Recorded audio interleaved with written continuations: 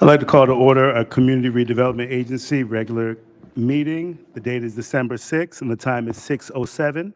Madam Clerk, roll call, please. Chair Lawson, Here. Chair Pro Temp Lanier, Here. Commissioner McCoy, Commissioner Miller Anderson, Here. Commissioner Botel, Here. Hello, I'm here. also present Attorney Chris Smith with Pittman Law Group, Jonathan Evans, the CRA Executive Director, Scott Evans, Director of Planning and Development, Anita Jenkins, Director of Neighborhood Services, Shirley Desir, the Interim CRA Clerk. We also have Niana Gordon for the Pledge of Allegiance. Thank you, Madam Clerk. If we can have a moment of silence, and we're going to have our Pledge of Allegiance tonight, led by Niana Gordon. She's the daughter of Major Nate Gordon and Miss Issa Allen. She's a junior athlete student at Community Suncoast High School, and Niana is on the travel volleyball team and 3 years varsity. Level at Suncoast Community High School, where she's on the varsity team for the basketball, and she's involved in many activities. She actually wants to go into government and be a state representative when she gets older. Looking to attend an HBCU in the future, and she's the only girl with 4 brothers. She loves family, sports, and football. Her mother is Miss Issa Allen, who's been a therapist and a support in our community providing free mental health. And her father is Major Nate Gordon, who's been with the police department for 21 years. So please, if we can welcome Miss Niana Gordon.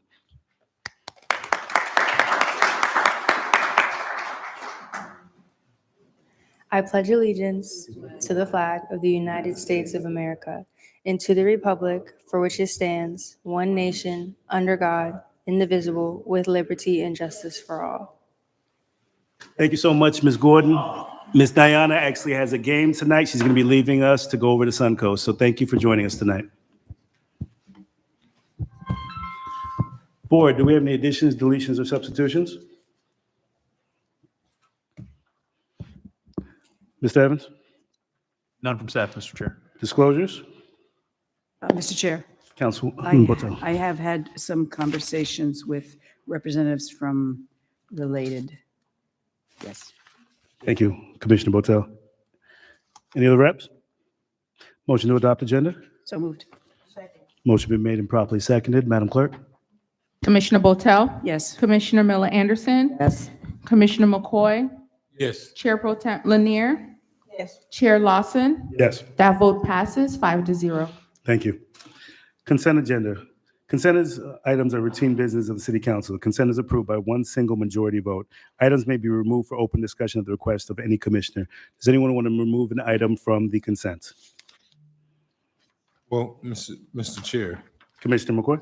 I wanted to see if we can move 7A and 7B to consent. If we want to move them to consent? Yes. Board members, do we have any concerns with moving 7A and 7B to consent?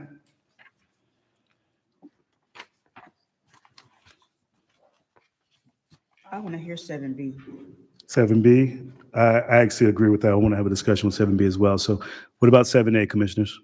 That's fine. 7A, we're in agreement with that? Okay. Yep. And also, if we're moving those to consent, any other additions with the minutes? Motion to adopt consent with changes? Moved. Motion been made and properly seconded to move 7A to consent. Discussion? Mr. Chair, if I may, Mr. Evans, please. it's hard to hear board members. If we can speak into the microphone so the clerk can hear that and then announce accordingly. Thank you, Mr. Evans. Commissioner McCoy, did you have a question? Well, he actually was saying what I was going to say is, and I was going to wait to the end of the meeting to address this, but it is very difficult. These are voice activated microphones. So if you're not speaking directly into it, there's no way for members or the public or anyone to hear it. So if we can, as much as possible, but I certainly want to see if we can work on that on a much larger scale. So that's all I wanted to add. Thank you, Commissioner. We already have a motion and a second. Madam Clerk? Commissioner Botel, Yes. Commissioner Miller Anderson, Yes. Commissioner McCoy, Yes. Chair Pro Temp Lanier, Yes. Chair Lawson. Yes. Consent agenda that passes 5-0 with moving 7A to consent. Thank you, Madam Clerk. Moving on to 7B, regular agenda. Resolution number 2023-27, approving a 2-year extension to the lease agreement for public parking lot on Singer Island. The acceptance of public comment cards are now closed. Mr. Chair, we have no comment cards. Motion? Oh, motion to approve resolution number 2023-27. Second. Motion been made and properly seconded. Mr. Evans? Mr. Chair and members of the board, if I can have the Director of Planning and Development, Mr. Scott Evans, to make this presentation. Good evening, Mr. Chair, members of the board. This item is a resolution to approve a 2-year extension to our lease agreement for public parking on Singer Island. We built this overflow parking lot, which is overflow parking for the Ocean Walk and the beach area back in 2014. So we've been leasing it from the property owner since then. Our lease expires in January of 2024, which is next month. So we're proposing to lease the parking lot for 2 additional years. And the rent would increase. Currently, the rent that we pay is $30,429 per year. So it would go up to $32,500 per year for the next 2 years. And this will allow us to continue to provide the overflow parking in the area. Mr. Chair. Commissioner Botel, go ahead. Thank you. I have a question about paid parking. When we move to institute paid parking at the Ocean Walk and on that lot, are we going to also include this lot? Will that affect our relationship with the landowner or anything? I can't imagine it would, but would it? Mr. Chair. Mr. Evans, go ahead. We have the option if we wanted to control the parking or charge for the parking in this particular lot. We have that option. Mr. Chair, if I may. Mr. Jonathan Evans, go ahead.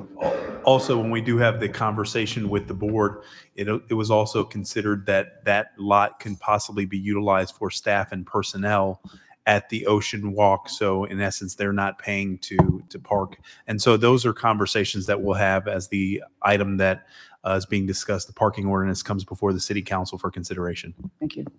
Thank you, Mr. Evans. Commissioner Lanier? That was the question I wanted to ask about the parking in terms of paying for it and our end of it. I had the same question. Time frame, Mr. Evans, the paid parking, when are we actually bringing that parking policy ordinance back to the board? Mr. Chair, if I may. Mr. Evans, go ahead. That is scheduled to come before you on your January 17th meeting of the city council. And then how soon after that timeline would we be looking for an actual paid parking, meters, some type of process? Because I know that's going to be the ordinance, but then it has to be followed with the resolution and steps. Mr. Chair, if I may. Please. We will have our consultants as well as the provider available. It is a very quick turnaround time conceivably to get the metered parking signs posted and appropriate notices. But I would have to, I prefer to respond to you in writing with regards to that because I don't want to throw out whether it's 30 or 60 days. I may be having a conversation with staff and they may be able to provide me the specificity on how quickly to turn that particular option on for the city. But the ordinance takes 2 reads, but our track is to work simultaneously after the first read of the ordinance to try to have that mirrored up as close to possible to be able to activate it. Okay, and I can support the resolution to move forward as is because originally I wanted to understand what we were going to be using the lot for and why we were extending it. But if we're going to actually put in paid meters and actually generate revenue from the lot, then I can actually support this. Pro Temp? Yeah, I just wanted to ask if the city manager, CRA director, can provide us a timeline for once the reading starts, the second reading, meters, installation, that kind of thing. If you can provide that to us at our next meeting. Mr. Chair? Mr. Evans, go ahead. Certainly we'll have as part of the agenda item that will come before the board for the consideration for parking. We would have from the adoption of first reading to when the full implementation and when the city will start levying fees associated with parking. So we'll have that timeline built in and be able to share as part of the presentation. Thank you. Any additional questions from the commissioners? Madam Clerk? Commissioner Botel? Yes. Commissioner Miller Anderson? Yes. Commissioner McCoy? Chair Pro Tem Lanier? Yes. Chair Lawson? Yes. That vote passes 5-0. Thank you. 7C, resolution number 2023-28. Resolution number 2023-28, expressing support for the non-binding letter of intent between APDS Tesrol RBMV2 LLC and Sonnenblink Development LLC with the Rivera Beach Community Redevelopment Agency and the terms and recommendations contained within. The acceptance of public comment cards are now closed. Mr. Chair, we have no comment cards. Motion to approve resolution 2023-28. Second. Motion been made and properly seconded. Mr. Evans? Mr. Chair and members of the board, if I could have the Director of Planning and Development, Mr. Scott Evans, to make this presentation and introduce the speakers that will be presenting as part of this item. Mr. Chair. Mr. Evans, go ahead. This resolution is to approve the letter of intent with the business terms for development of Marina Village's waterfront properties. We are very excited to have finally been able to achieve this milestone to present these to the board. I know that the board has been patiently waiting for us to achieve agreement on these business terms, and this project has been in negotiations for some time. But tonight, the letter of intent includes the provision of a new hotel with 150 keys. It includes 3 waterfront restaurants, 80,000 square feet of including a retail marketplace, and an entertainment facility for our residents. This package that's included of elements will really make the Marina Village the type of destination that the board indicated they wanted when they approved it and issued the RFP to get the entire site redeveloped a number of years ago. So we're very excited to have been able to reach this point to bring you the type of project along with business terms that we think generate good return for the city and the CRA of Rivera Beach. So tonight, I would like to introduce Mr. Von Irons and Bob Sonnenblick, who are the lead developers we've been negotiating with on this project. And if they could come up to the mic. And then also we have JLL, our P3 consultants, who will then have a presentation following the developers to present an analysis of those business terms for the board's consideration. Good evening, Mr. Chair, commissioners, CRA and city staff, and August stakeholders from the Riviera Beach community. Thank you so much for giving us another opportunity to stand here and reassert our intention and commitment to transform the Marina Village into a one-of-a-kind, world-class destination. I always say around the office that how you stretch today is going to determine your reach tomorrow. And believe me, over the last 5.5 years, we've done a lot of stretching in order to get here. The negotiations in this process have been very rigorous. I think all parties on both sides feel that we've come to a balanced opportunity where the economic opportunities for the city of Riviera Beach, as well as the participation of the members of the community, are active and robust, and we're very excited to be here today. I want to highlight several members of our co-development team. You've heard us mention them before, but of course in the room is my co-developer in this process, Mr. Tony Brown, representing Tesrol Partners. So glad to see him here, and you'll be hearing from him on the next agenda item. You've heard us talk very robustly about the community benefits, and we've put a lot of work in to our effort to make sure that the community benefits isn't just an opportunity to spend dollars, but to reap benefits for individuals of this community so that they can be stakeholders in the process. So in the room, as I mentioned before, working with us on our community benefits component is Mr. Steve White. Steve is there.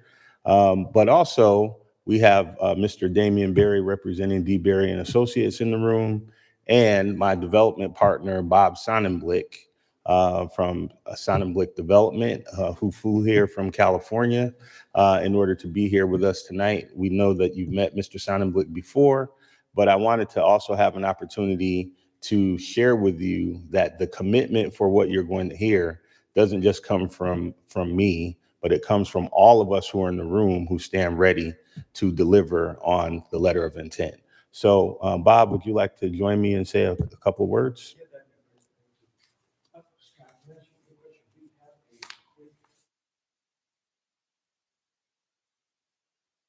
The presentation? Yeah. Yes, it's ready. Oh, okay. That would be item 7C, presentation 1. Walter, thank you.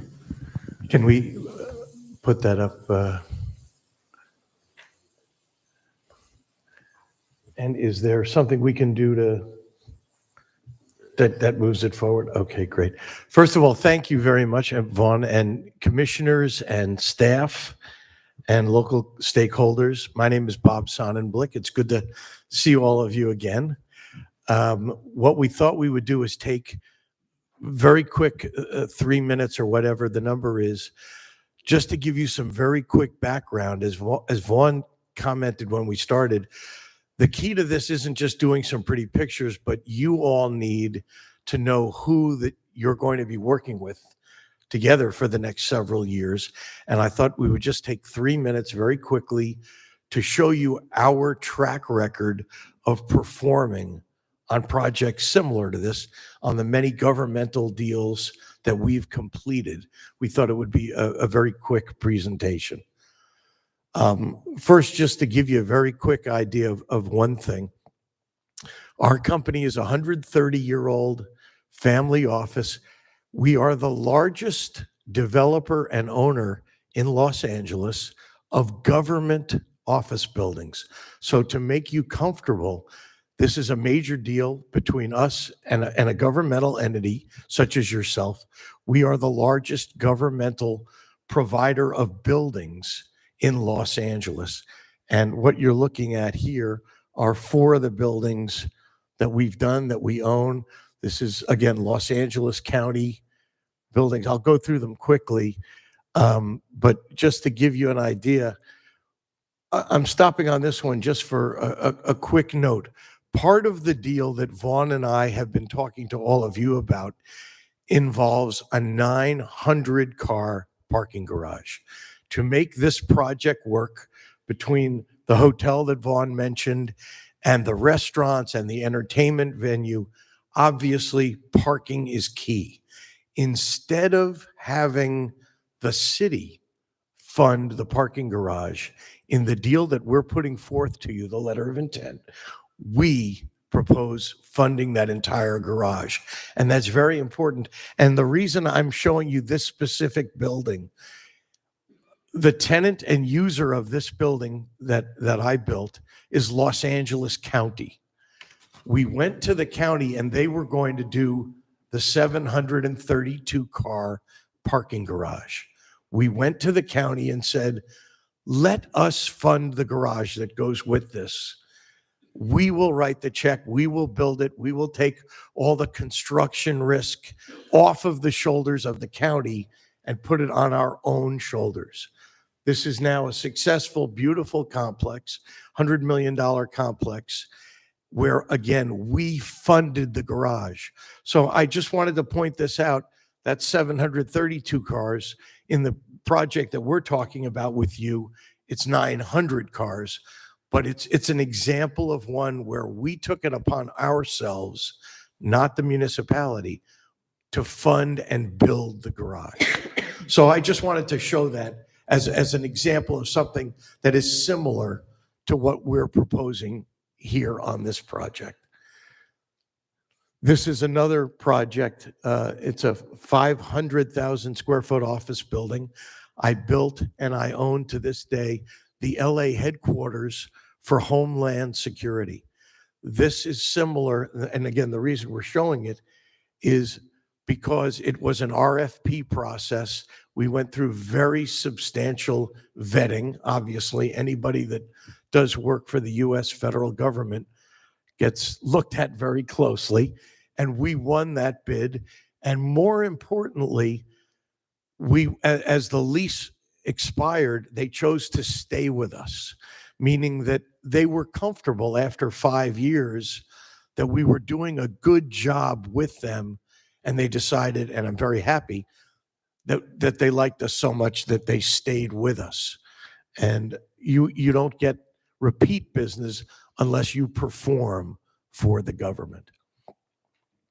The other thing I thought it would be good to show you, I am one of the original development partners of the Lowe's Santa Monica Beach Hotel. That is a 360-room hotel in Los Angeles that we built. And the reason I show you that is to let you know that we have experience building on the waterfront. You all know there are many hotels across South Florida, but building on the waterfront is a harder, more complex engineering and construction job. Here's an example of a project we did in exactly that same concept. So, there are many hotel projects around, but to build on the waterfront is a little harder. Here's an example of one that we did very successfully. So I thought I would just show you that one as well. Another government deal with. Excuse me, Mr. Sonnenblick. Yes. And, I know that we do appreciate the presentation with all the information, but we do have 2 meetings tonight, so we want to kind Okay. of get to the I'll make it terms fast. so that we can kind of stay on the agenda, please. Okay, I will do that. Let me go very quickly. You guys know the property, obviously, and this is available for anybody that's interested. Just giving you an idea of the hotel and our financial background, other deals that we've put together, funding projects, which is key for you. Last thing, just showing you, here is a project that is a 1,000-car garage project that we're doing involved in Oklahoma City. And we brought our architect, Jay Reynolds, is here, who is our architect on that garage project. Jay is also involved here in Palm Beach on this affordable housing project as well. So he's doing projects here locally. Mr. Chairman, I guess then, should I skip things on Margaritaville? And If that's part of the presentation for tonight, I know that we're discussing the intent and the terms for the intent. So okay. if it's relative to the information we need. All right, then 30 seconds then. The answer is, you all know the Margaritaville ocean liner that is our neighbor here. We are tied in with them so that people who come to that 700 cabin boat the night before it sails and the night they come back in, we are working our hotel project tied into their reservation system. So what happens now is those people drive in, go on the boat, and then they leave.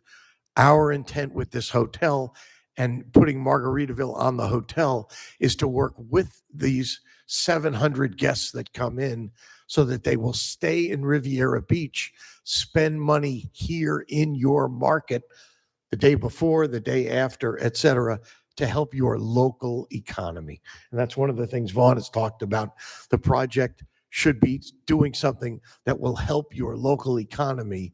And we believe this hotel and the restaurants will do exactly that. That just shows the Margaritaville. The other thing that we talked about just now was the Family Entertainment Center that will be part of it. These are pictures of the Family Entertainment Center that are in the Margaritaville project in Biloxi, Mississippi, also on the waterfront. We plan on doing that exact entertainment center on the property here. It's in our drawings. The other thing, this is a little amenity that's at the Margaritaville. If any of you have been down to Hollywood, Florida, Margaritaville, we want to do this right on the waterfront here too. And it's a fabulous draw of people to come and have fun. And again, the key thing is to make this project exciting and different. This will be right at your front door of the project, the Flow Rider. And it's a copy of what's at the Margaritaville in Hollywood, Florida. Again, just giving you an idea of that the other Margaritaville, the build out and design, which you may not have seen in some of the other Margaritaville hotels, the workout and spa, again, two of the other Margaritaville hotels. This gives you kind of an overview of again, the site plan and the parking garage that's in the back on the waterfront. We will talk later, Mr. Chairman, about one of the other things that we want to put on the table to you, and this is kind of a new discussion, the idea of some kind of a bandshell or additional building to create activity on the waterfront, not just the hotel and the restaurants, and potentially the aquarium, which we think is a great idea. We want to have things that will draw people to this property from all over the county, not just a local shopper, but people who live in a 30, 60 mile radius to the property. And we can talk more about that later. But the idea of some kind of a public area bandshell for events, outdoor overlooking the water, we think is a great draw and would really make this exciting. So I understand that we have a time constraint, but that's just a quick overview. And then one last comment. Both Vaughn and I are very excited. You all heard us talk last time we were here. We are very excited about this opportunity. The letter of intent, Mr. Commissioner and commissioners and staff, that we talked about is a deal structure that we know works for both sides. And we are very excited about the opportunity to work with you. So I thank you for that. And thank you for that presentation, Mr. Sonderblick.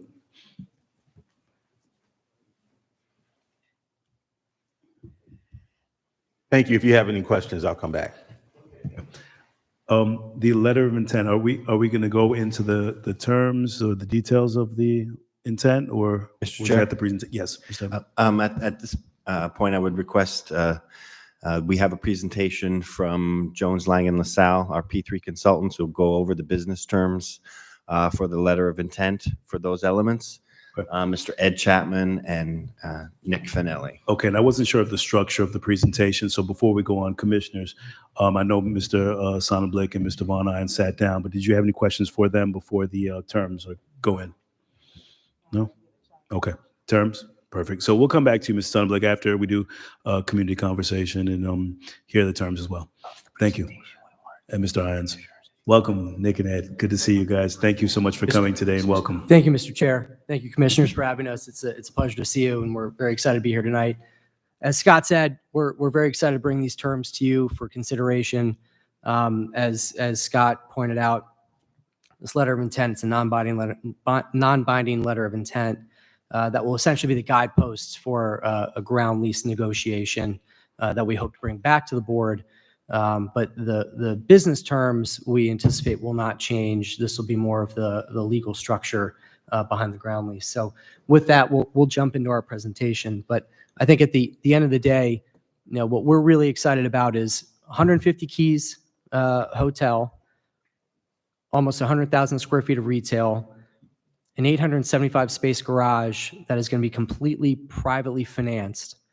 And I can't express that enough, completely privately financed, that will not have an impact on the city's debt capacity, and that the city will not be on the hook for any type of bond financing or any other type of gap financing, completely privately financed. In addition to that, the overall activation of the site here at the Marina Village. So with that, we can jump into the presentation. Green one advances. So I know we're on a tight timeline tonight, so I think we'll run very quickly through the timeline and the master plan. I think everybody's pretty familiar with where we are and where we've been over the last, call it almost 2 years of work here. Really, we were engaged back in October of 2021 and have been working on both the residential and retail elements. Where we are today, I'll just skip ahead. We we have our presentation tonight.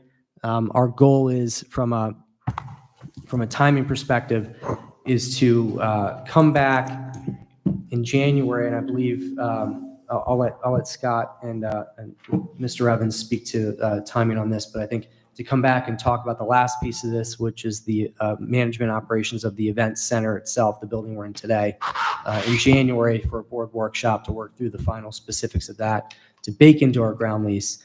But from there on, the next time you'll see us will hopefully be within the next 60 to 90 days with a fully baked ground lease for consideration.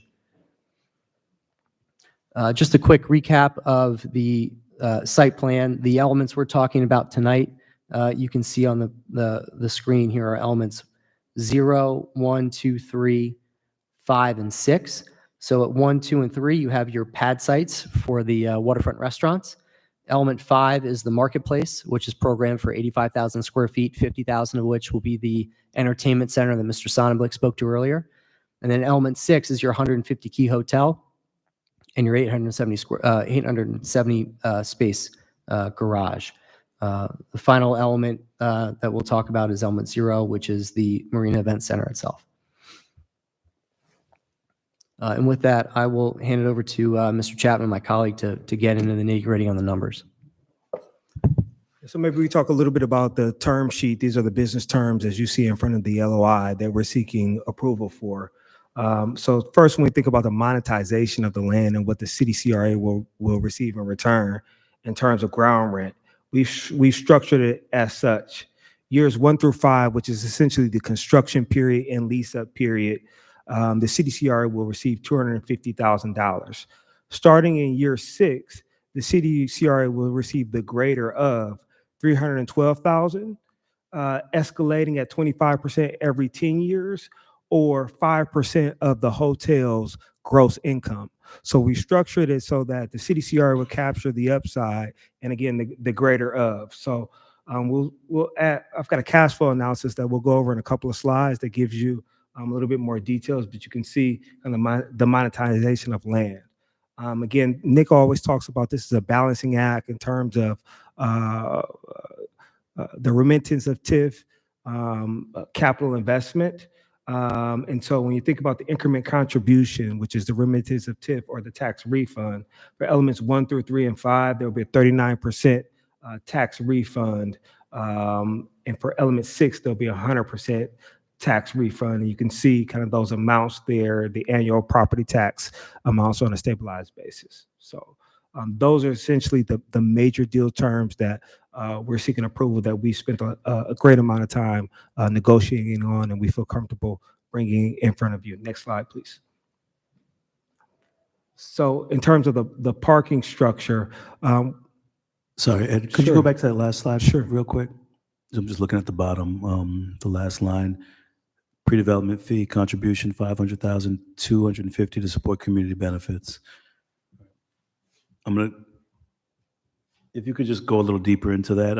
And commissioners, this is a very important project. So I know that we want to try to get through it as quickly as possible, but if you see something or hear something, please let's try to jump in and get as many questions as we can out. But we'll get through the presentation. Thank you for that, Chair. Thank you. We'd be remiss if we did not bring up the other financial requests. The developers are requesting a joint pre-development fund for the CRA to contribute up to $500,000. So the CRA, if the CRA would contribute $500,000, the developers would contribute $500,000 as well. If the CRA would contribute $250,000, the developers would contribute $250,000. So they're splitting it there down the middle. And this is for infrastructure development, if you will. The $250,000 is to support the community benefits agreement, whereby we've talked a little bit about this, whereby the developers will present a plan for various aspects, workforce developments to benefit the community, as well as build out a space thereof. And again, this is up to $250,000 to support that benefits agreement. Let me stop there for any questions. Mr. Chair.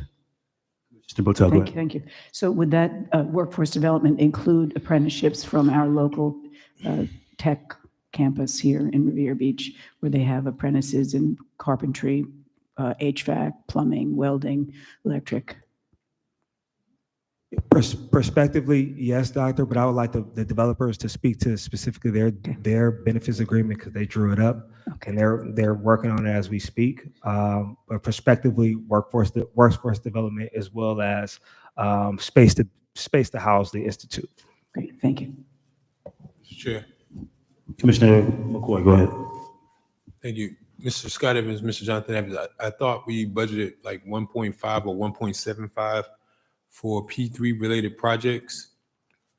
Would this monies that we're going to contribute come from that? I can't remember exactly the dollar amount that's in the CRA's budget for CRA's P3 contributions or P3 projects. Mr. Chair. Mr. Evans, go ahead. Yes, we have approximately 1.5 million currently which is for P3 projects. So that is available for any of the items that are a responsibility of the CRA to contribute to this. Additionally, a lot of these terms or dollars that we would be responsible for would be in future years. So the board will have different opportunities to make a determination how to fund them. Thank you, Mr. Evans. Commissioner McCoy? Thank you. Thank you. Go ahead. Thank you, gentlemen. Continue with the presentation. Sure thing. Thank you, Mr. Thank you. Chair. So moving on, just talking about the parking structure itself. Again, we had mentioned an 875 space parking garage. The total cost of that garage is estimated to be between $35 million and $40 million. So I can't stress enough the importance of the private investment, the private partner taking on the development risk, the construction risk, the management risk, really, taking on the entire parking structure itself for the benefit of the Marina Village project as a whole. This parking garage is intended to house parking for not only the hotel and retail aspects of the project, but also the marina operations itself as they exist today. So this should cover the entire parking needs of the Marina Village project holistically. The idea here is that in return for the private investment and the 100% private risk on this parking garage, the CRA and the city would essentially contribute the value of the land in terms of ground rent. So there would be no ground rent for that garage in return for the private investment. Additionally, the development team will be entitled to 100% tax increment rebate through the term of the CRA up until its sunset in 2039. Property taxes beyond 2039, we're estimating just over $1 million per year in tax revenue for that parking garage moving forward. In order to make the parking garage work, and this is something I want to highlight here, the team has been contemplating and has written in the letter of intent that the retail, parking, and hotel operators will be entitled to recouping a user fee, a 6% user fee on the gross receipts of every receipt that comes out of those end user receipts. So the idea here is that it's not a contribution from the CRA or the city. It's more of almost a tax, if you will, almost like similar to like a bed tax or an amenity tax at a hotel. That's pretty standard here throughout Palm Beach County that you would see to help contribute to the cost of that parking garage. So the intent here really is when you heard Mr. Sonnenberg talk about the idea of having folks come, stay in the hotel, get on the ship, come back from their ship, stay one more night in the hotel. They've got their car parked in the parking garage. Really, that 6% user fee is intended to come out of the pockets of people visiting the community and helping offset some of the costs of that upwards of $40 million investment for the parking garage. And that user fee would be coterminous with the term of the lease.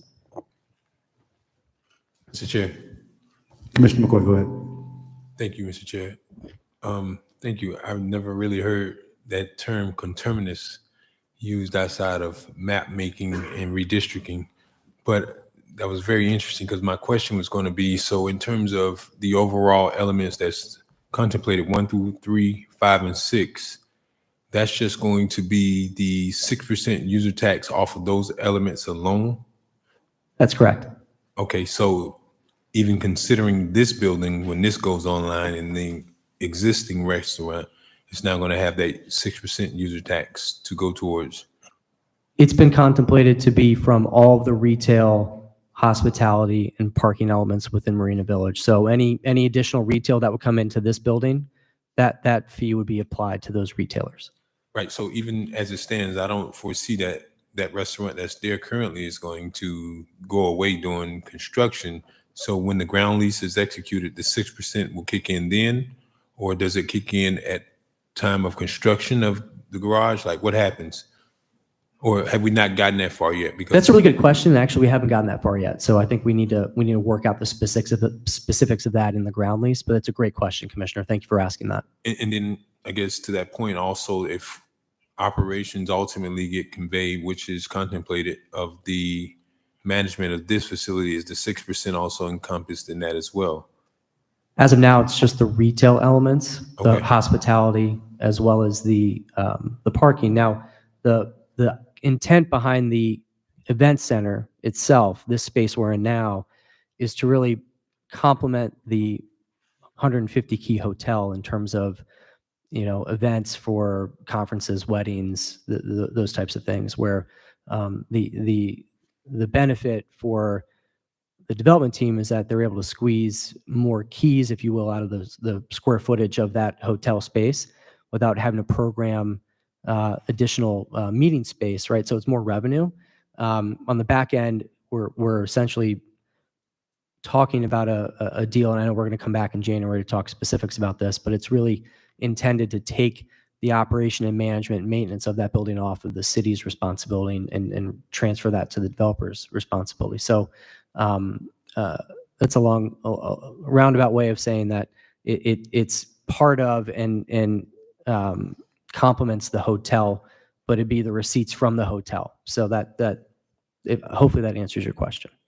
It does, and it starts actually more questions, because I would hope, and I know this is on APD, that certainly if you're going to be having a 6% premium on top of a 7% sales tax, me as a user, I want to come down to patronize and support a retail business that I particularly like. And what's the advantage for me? So I would expect that there's going to be a restaurant or a retail establishment that certainly is going to attract individuals to come. Because I mean, what can you buy right now that you can buy a car online? You can buy a house online. So certainly I would hope that whatever that retail looks like, that is certainly going to be something in high demand, because first of all, we don't want to set folks up for failure. We don't want to bring a restaurant here or a retail business that, folks literally going to have to pay an additional 6% premium just to actually be here. They're like, well, I can go to the Gardens Mall and I don't have to pay that.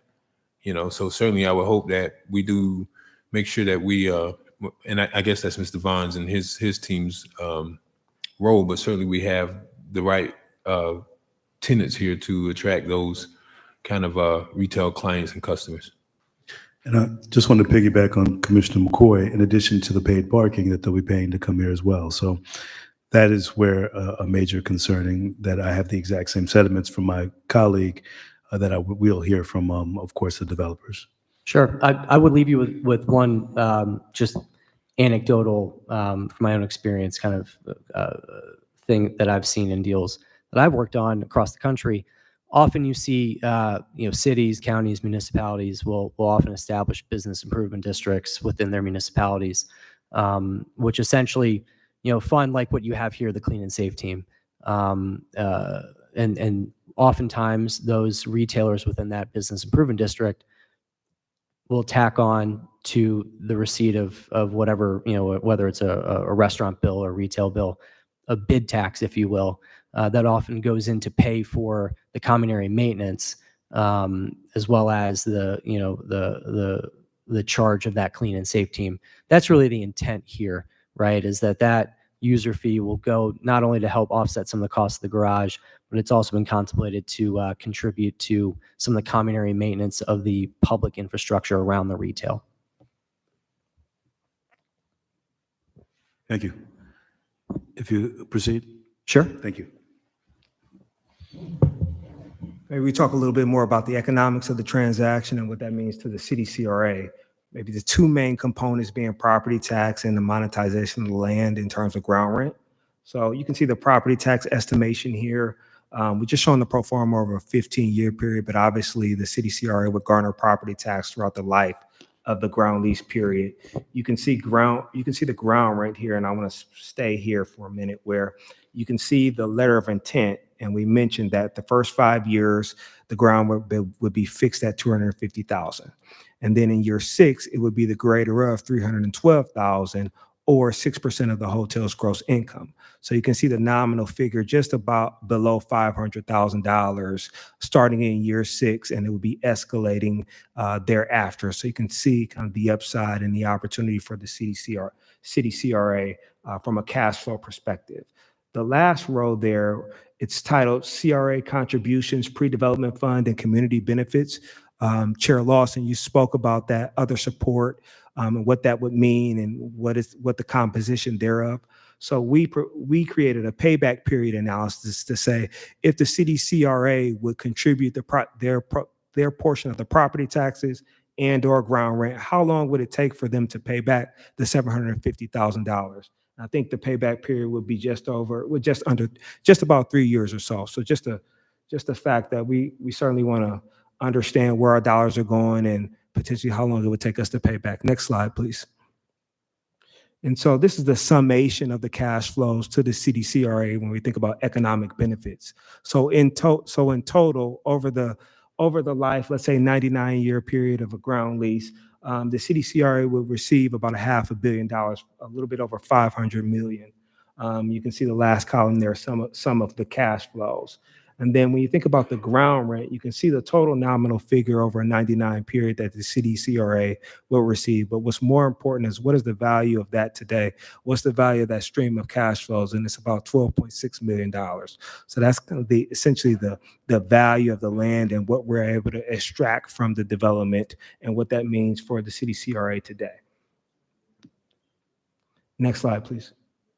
So recapping, what does all this mean? So elements 1 through 3 and 5, essentially the retail, the placemaking elements, whereby we've been able to negotiate alongside with the developers, 39% property tax abatement for the retail, 100% for the hotel. However, in return, the city CRA is obviously getting the capital investment, with the anchor tenant being the Margaritaville, with a mix of restaurants and brands, entertainment centers, in addition to the ground rent that we just went over. Element 6 being the hotel, which is bringing economic development to the city as well as the county, capturing outside users from outside of the city, the region, into Riviera Beach, bringing jobs as well as revenues and tax proceeds as well. And then lastly, obviously parking. The most important thing about the parking element is that the risk is being transferred to the developer, the financing, the design risk, as well as the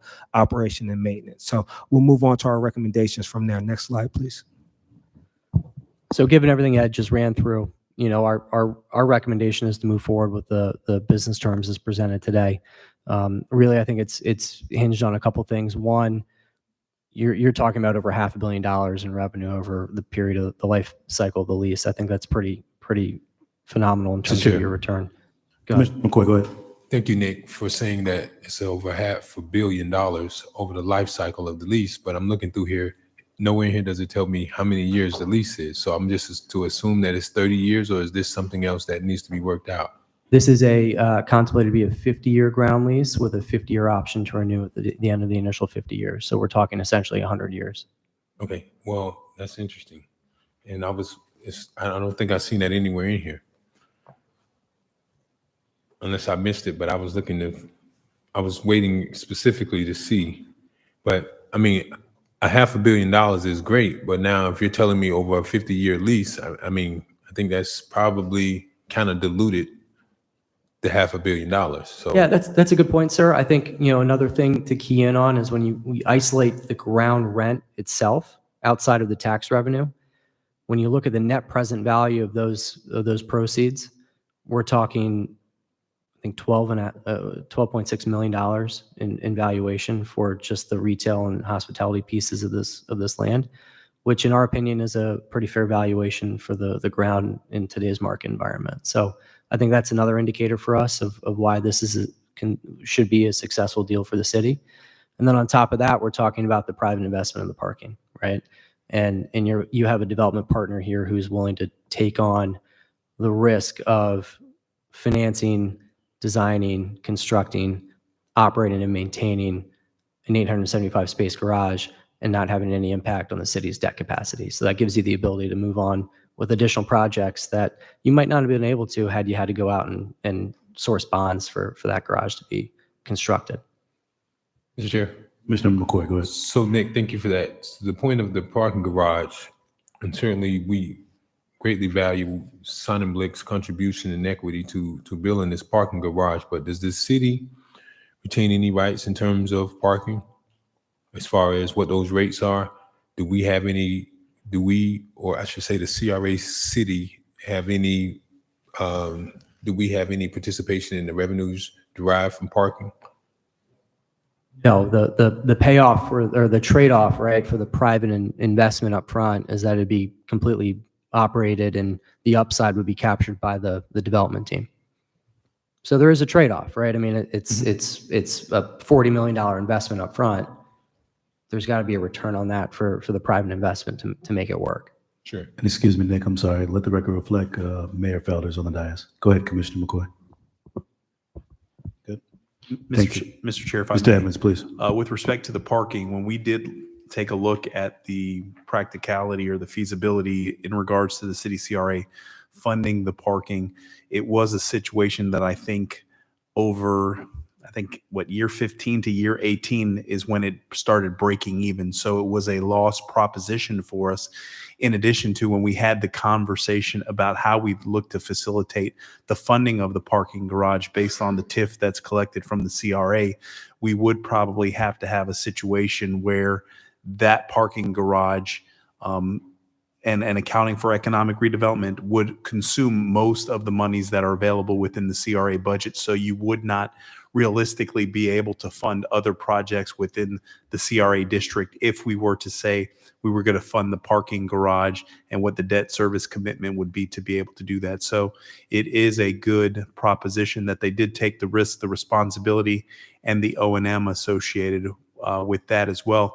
Also providing some additional context, we did attempt to have conversations with the Port of Palm Beach, and I think it's now common knowledge now that there is the possibility of another ship that may be coming to the port in the next couple of years and some potential expansions to the port.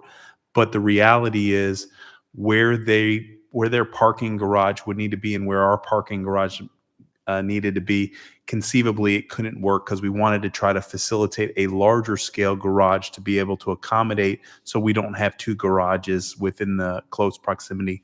But unfortunately, based on their business model and what they need to facilitate the opportunities over at the port, it was not conducive to a shared or joint partnership with regards. So we did look at this partnership opportunities from multiple angles and thought it was best that the developer take on the responsibility, the O&M, and the staffing associated with such a large garage. Thank you, Mr. Evans. If you want to proceed, please, Nick and Ed. Yeah, I think just circling back, I mean, we talked about the monetization of the assets themselves. I think another key point that I just want to make sure is clear that you have in the document in front of you, there's an additional upside provision related to the ground lease for the retail. That's a performance-based participation, wherein if the retail is able to achieve higher rents than currently projected, there would be a share in the delta of that upside between the CRA, the city, and the development team. So that actually was kind of below the line, if you will, in terms of all of our analysis. But additional upside in this transaction that we've been able to negotiate in there with the development team. So that kind of wraps up the monetization of the assets. We talked about the property tax returns. Ultimately, we feel like this is going to be a great driver for tourism, traffic to the city, a destination for folks within Palm Beach County to come and visit here in the city of Riviera Beach. as well as being a great attraction for folks in the community. We're excited about the prospect of this project. We're excited to keep working with the development team to bring you guys a ground lease, fully baked here in the next, call it 2-3 months. And we thank the development team for their hard work in working with us to make this a win-win for the public and private interests in this project. Go ahead, Commissioner. Mr. Chair. Commissioner McCoy, go ahead. Thank you. So I think I'm on page 7 of your presentation, and that's for parking. And I guess I went up to page 5, and if I zoom in, it appears that the parking garage that's being proposed, and you said that's just under 900 spaces. That's correct.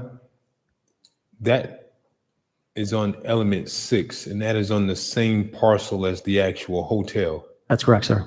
So back at the parking slide, which is parking slide 7, help me understand. The property tax generated, is that going to be just for the parking garage only? That's and correct. Not the hotel?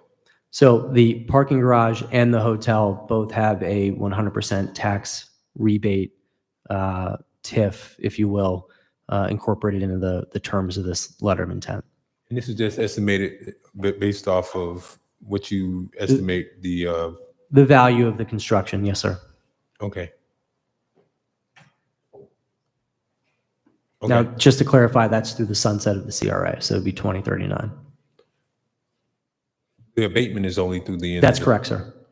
And then, but I guess I apologize if I'm repeating the same question. So this total amount is just over $1 million. It looks like $1.1 million. That's correct, sir. So that's just parking alone? This is for the parking deck itself. That's right. Not the hotel? Not the hotel. So does the hotel abatement burn off in 39 as well? Tax abatement? To use a term that you brought up earlier, they're coterminous. Thank you. You're welcome. That's just a real fancy way of saying simultaneous, but I'm all about fancy words, sir. but it's only really ever been used in terms of making. You know, I give the credit to my colleague, Mr. Chapman, for that one. It sounded like something from Ed. But is there anything else for the presentation that you wanted to continue with? I think that's it, sir. Next steps? I think, you know, in terms of next steps, we'd like to come back in January to refine the business terms for the actual management of the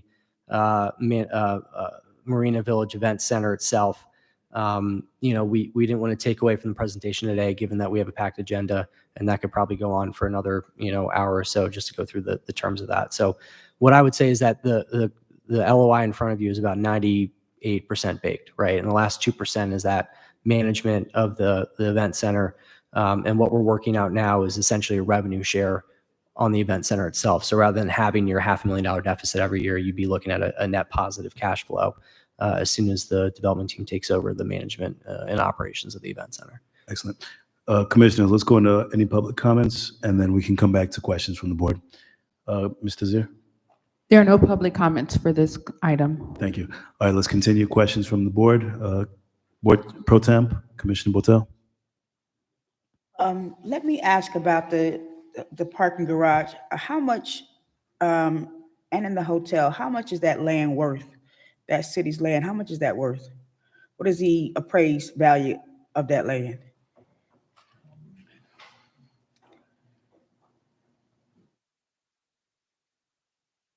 The hotel site is, I believe it's approximately a little over $5 million. We had it appraised. So that and the parking garage site, that's both together worth $5 million? Mr. Chair? Mr. Evans, go ahead. Yes, that's correct. Okay. Of course, all of you know some of the issues that I have with this deal. It's not the project, it's the deal itself. And we're talking about this deal tonight. And I still have very, very big heartburn with giving up 15 years of a tax abatement for this project. That is a lot to give up for a project. And, you know, you talk about, you know, people investing, and that's good. I mean, but we should not be happy because they invest. They're coming to work with us.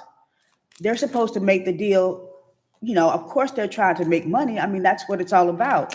But it needs to be in the best interest of the city and the people that live here.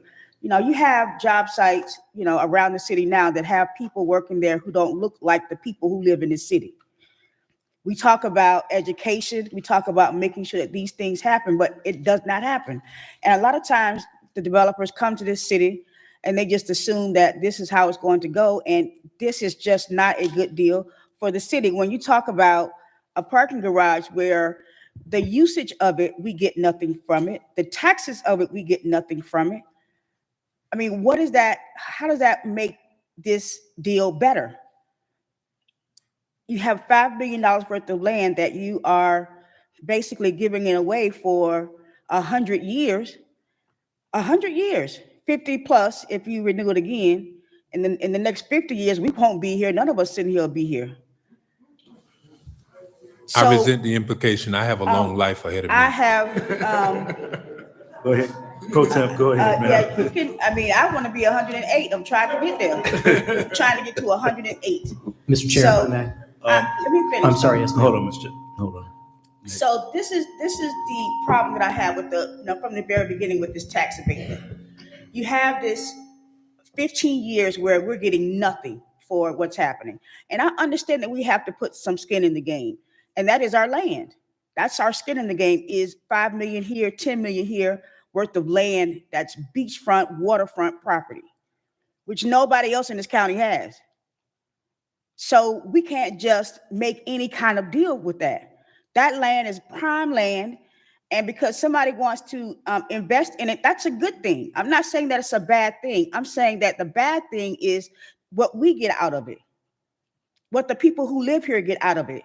And it's not a good deal for us. And I'll keep saying that until the numbers make sense for the people who live here and for the fact that the city needs to take part of the revenue as well.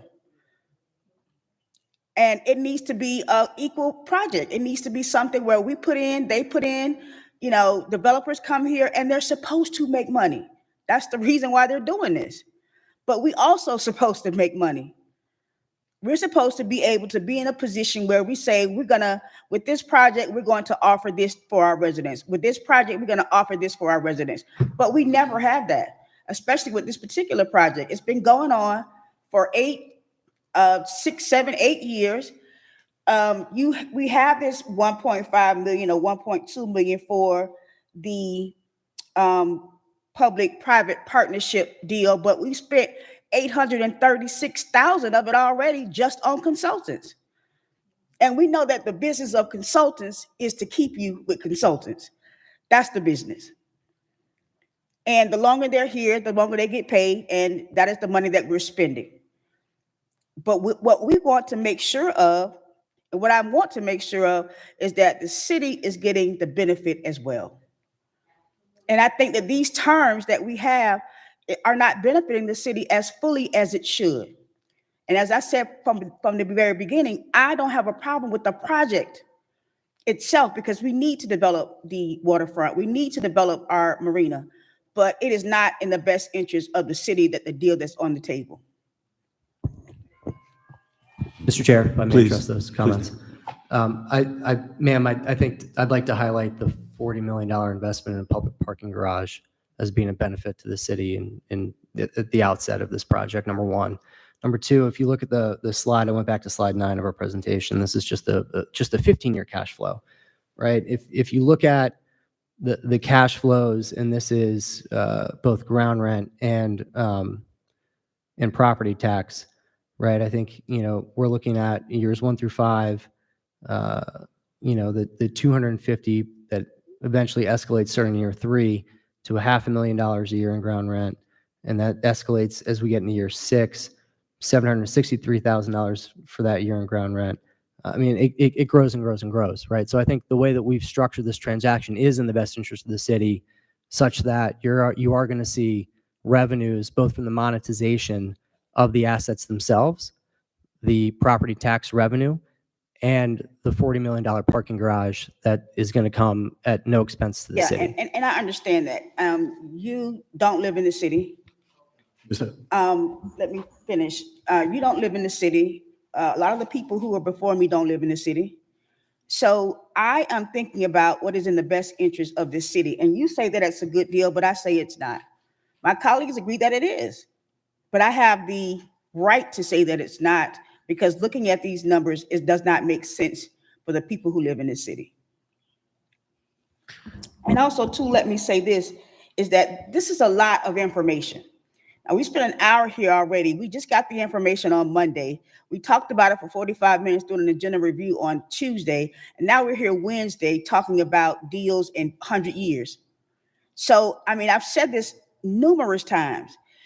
With something as complicated and as vast and as much money is on the table as this, we need time to be able to review this information. We could probably go on, as you said, for the 2 hours on this, because it takes that.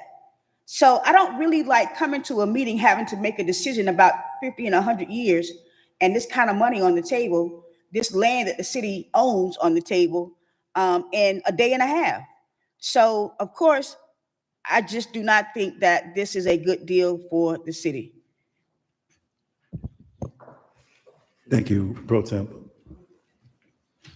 Commissioners, board, just had a few quick questions. The 6% gross user fee, how long is that enacted for? Is that the entire term of this lease? Is this going to be until the sunset? The entire term, yes, sir. The entire term, so the 50-year with the 50-year option? That's correct.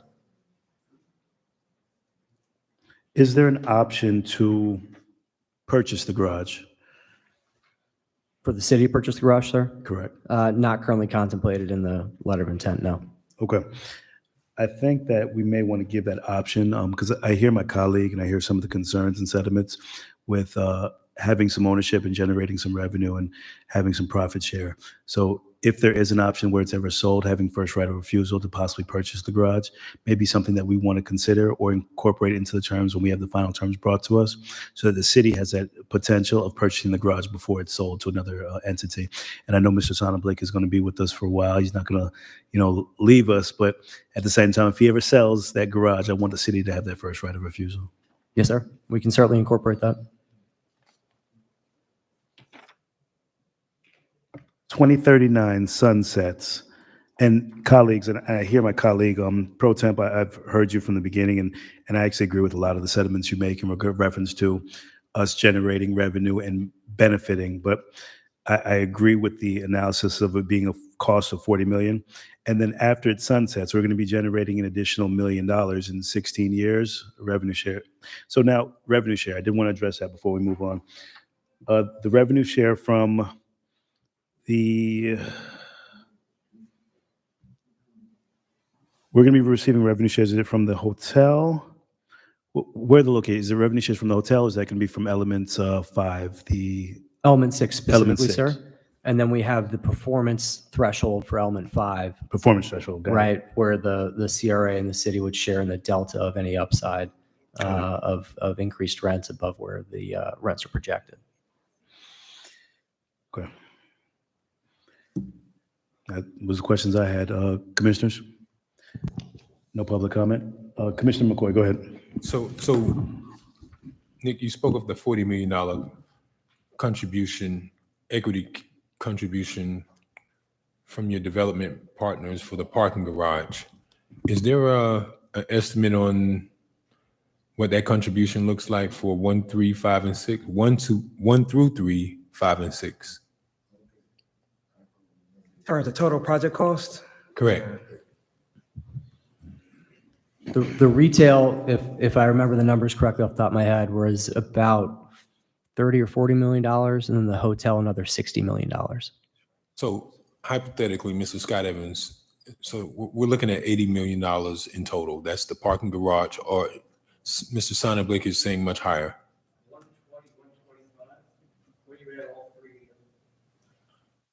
So Sounds right. Obviously, Sounds right.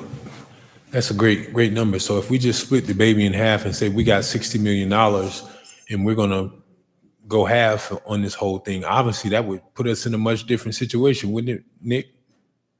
It certainly would.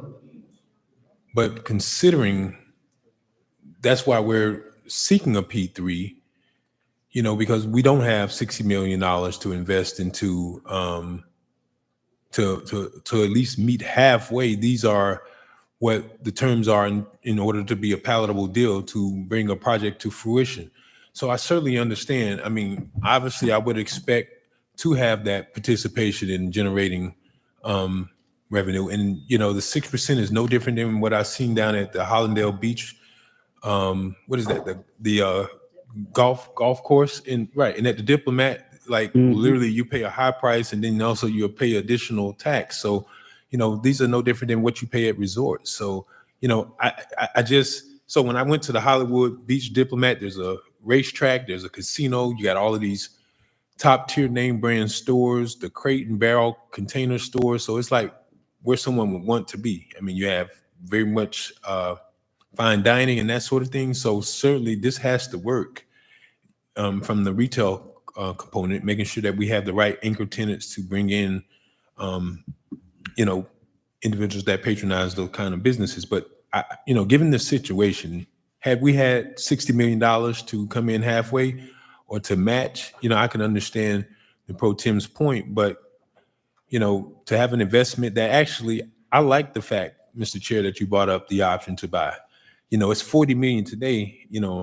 I would hope that, after, was it 2039, when the CRA sunsets and we get the full amount of and actually, what's very interesting is, and I want to make sure I ask this. So we know the sunset of the CRA is 2039, and that's when we'll be getting the full tax revenues from this. But at least for the first 5 years, we won't even be getting that because it won't even be CO'd. So it won't even actually be on the tax roll. So we're not even actually giving up 16 years, more or less. I mean, I think we've had, and if I'm not mistaken, according to this site plan, isn't that the old Yachtsman, Mr. Scott Evans? The element 6? No, the old Yachtsman property is the marketplace, which is where the entertainment and the retail marketplace will be. So that's element 5. Okay. And currently 6, do you recall when we acquired that? I believe that's a piece that we've always owned, 6. So we've never generated tax revenue off of it. Not in 30 years, at least. Not that I've known, no. Okay. All right. I just wanted to make sure. Okay. Thank you, Commissioner McCoy. Just my last comments before we take a vote. I just want to make sure we put this on the record, that our community component, local participation, and community engagement. During our agenda review, we discussed that community impacts. And when we bring the final vetted, fully cooked item, I want to make sure that those are clearly addressed. The local participation, the opportunities for our benefits of our community, because just creating a beautiful tourist destination and addressing the income base is not going to help the residents of this community. And I want to make sure that they're completely benefiting from every aspect of this project. I love the idea of incorporating and interfacing it with the Margaritaville brand, with the joint reservation catalog, which will bring additional tourism. That's phenomenal. Thank you, Mr. Sonnenblick. And as I started on the call yesterday, I want to thank Vaughn Irons, the entire team, for coming in here. And Mr. Sonnenblick, thank you for flying in as well, because you guys are investing into the community, upwards of $125 million. Mr. Evans, I do want to make sure that we're clear, though, because we could have increased our bonding capacity and had some additional dollars if we'd have had paid parking 3 years ago. So I want in January, like you said, for us to move forward with it, because that revenue stream from that parking can give us an additional bonding to do those certain things. So if we want to go buy that parking garage in 5-10 years, we've established that. So that's why these policies initiatives are so important. So as my colleague said, it's an option. So if we can incorporate in the actual final letter for us to possibly have the first right of refusal so that we can generate all the aspects. So I don't want to stuck on a similar deal that we were stuck with Ocean Mall. We're not receiving a great deal for that. That Ocean Walk deal is terrible for the city, and we are making a decision to move forward with a revenue stream for the city that's going to benefit our generations to come. Because in 15 years, I don't want those commissioners looking at us to ask us, what did we do? All right. But thank you to the team, Nick and Ed. You guys did phenomenal negotiating this. It's been a whirlwind.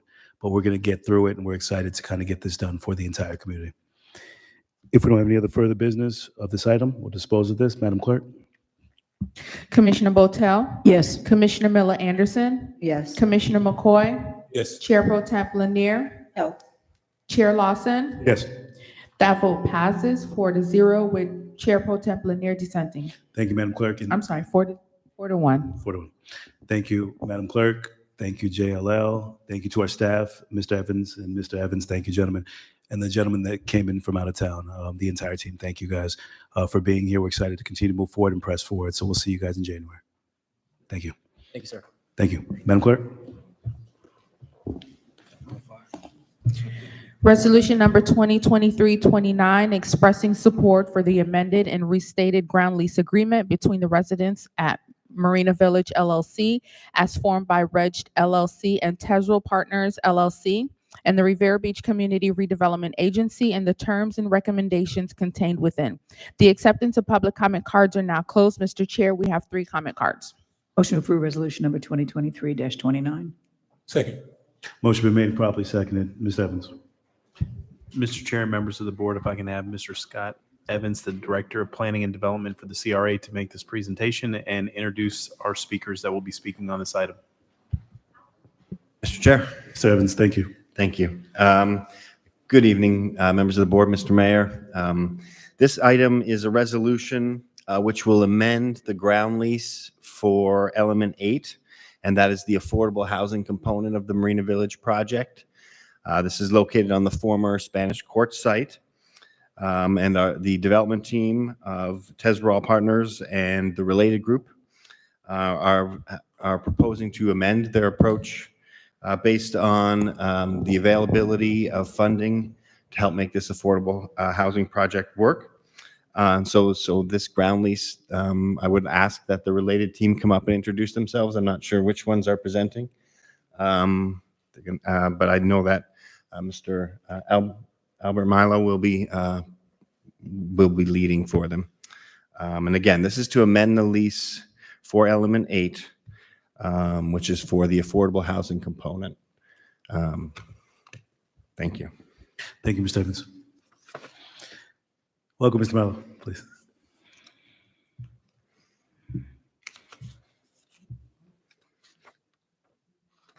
Good evening, Mr. Chair, members of the board. My name is Albert Milo. I'm the president of Related Urban. Thank you for the opportunity to discuss this. I know you guys have a pretty long agenda. I'm going to try to keep this quick and be respectful of your time. So just quickly, this is the, just a quick background, and I know many of you may know this, but as a company, we are the largest mixed income developer in the state of Florida. We've done over 13,500 units since 2009. And as was previously mentioned by Mr. Evans, we're partnering on this deal with Tezrel Partners. Mr. Tony Brown and Ezra Suffold are part of our partnership team or our development team. There you see just some ideas of different mixed income projects that we're currently finishing. 3 of those are already completed, and one of them, Gallery West Brick, is under construction, and the one you see in the top right-hand corner there, the two 30-story buildings are going to break ground in the next 6-7 months. So just a little bit of idea of what we build and what we're looking to bring here to Marina Village. These are just some of the different public partners that we've partnered with. You know, we specialize in public-private partnerships, done over $3 billion worth of work, and theirs gives you an idea of different partners throughout the state of Florida that we've currently working with and previously worked with. A little bit, you know, we have access because, you know, our main company and our holding company is Related Group, established in 1979, and since then it's been over 100,000 units built and managed. We have access to all of the top equity investors and lenders throughout the country, so it gives us, you know, the ability to be flexible and able to execute on these deals in a timely fashion. Talked about the modifications, and it's a fairly straightforward modifications. Last time the board shared your comments as to your vision to try to eventually build a larger, a more robust units and higher incomes on the waterfront, being that this is your prime location. So this opportunity, we made some modifications to the development plan, and specifically it's to have a residential component that is based on workforce, market rate, and affordable units all together in one building. It's going to serve families, the demographic of families, not elderly.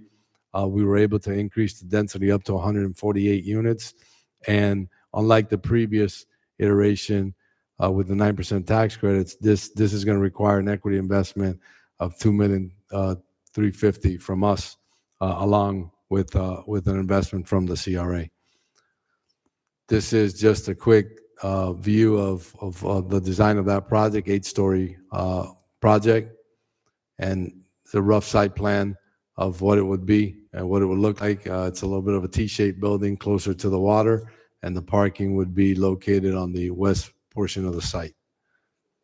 Just an aerial view of the 2nd through 5th floor, and then the 8th floor. Again, this is a shot kind of looking from the parking area, looking west towards the building, what it could look like. And here's just 2 examples of 2 of our gallery products that we've recently completed. Again, these projects have a combination of affordable workforce and market rate into them, built into them, and financed as such. These are some of the reflective, representative finishes inside the buildings. These buildings are built with the best of amenities and the best of finishes. This just gives you an idea of some of our lobbies and some of our common area spaces in those buildings. And public art is a big component of what we do. We always make sure that we are committed to the fact that public art has a big benefit and it helps the quality of life in all the projects that we built. So these are just different examples of some of the public art commissions that we built in some of our projects. And here's another shot of some interior and some other art pieces that we've worked on in some of our different buildings. And this is just a picture of our corporate office. With that, I conclude my portion of the presentation, and I think you're going to hear from your consultants. I'm here to answer any questions the commission may have. Thank you for your time. Well, thank you so much. Commissioners? Well, for Commissioner McCoy, go ahead. So are we going to hear from JLL? Because I know I spoke to them just today, and I was going through some of this stuff, and I guess they have a presentation in here. So Yeah, they're next. Okay. So I'm sorry, I apologize. Any questions for the development team from commissioners? It's kind of a question for both when it comes Okay. up. I'll stay. Councilwoman Pro Tem Lanier. I want to hear the presentation from JLL. From both, first. and then we'll go ahead and combine all the questions. Mr. Malo, thank you. And we'll go ahead and go into our presentation from our consultants. But before they come up, I wanted to thank you for driving up, and thank you as well. Just like the last team, and as we did on the phone, thank you. Thank you for investing into Riviera Beach, and we're definitely excited to have you here tonight. So we're excited to hear about the terms tonight. Thank you. Thank you, sir. It's been a while, guys. Welcome back. Always a pleasure, sir. Okay, so element 8, I'm going to start this by saying we are in support of the amended and restated ground lease. We'll get into our presentation, but I just at a very high level want to highlight the main reasons why we're in support of it. Number one, the terms have not changed the commitment or investment from the CRA from the original ground lease that we signed when this was initially intended to be a 9% tax credit deal. Number two, because the rents are now slightly higher for the workforce component, this results in more revenue for the CRA in the cash flow participation piece of this. So, the third piece, this is in line with, I think, the feedback that the related team got when they were here. I think it was back in September when they initially presented their 9% deal. They heard that the board wanted more workforce housing, right? And they're working hard to make sure that happens. Now, there are more steps in the process that have to happen. They're going to have to apply for their sale funding through the state with applications due on December 20th. There's going to be an application process with the county potentially for some county funds in Q1. But those programs, we're talking $150 million worth of financing from the state for workforce housing and an additional $200 million in county funds for affordable housing projects. So we believe that this is going to be a successful application on both fronts. And for those reasons, we're supportive of this deal. So going forward, I think I can skip over the timeline. It's the same timeline that we talked through with the prior presentation. Just to orient everybody, we're talking about element 8. So if you look at the presentation, 8 is in the bottom left-hand corner. So this would be along Broadway with kind of facing out towards what will be element 6. So just to give you a quick comparison of the two deals, I think the original proposal, the original ground lease, if you will, allowed for up to 137 units. I think the last 9% proposal we saw was about 120 units at a ground rent of $1 per year, with a cash flow distribution of 5% of cash flows after the deferred developer fees are paid, which would be starting year 14. And the investment we talked about is $1.5 million when it was originally contemplated for a 9% tax credit deal. That $1.5 million was split up as $600,000 in a local match from the CRA to support the 9% tax credit application, with the balance of that as a 50-year zero interest loan for 50 years. This is now contemplated to be a $1.5 million 50-year loan at 0% interest.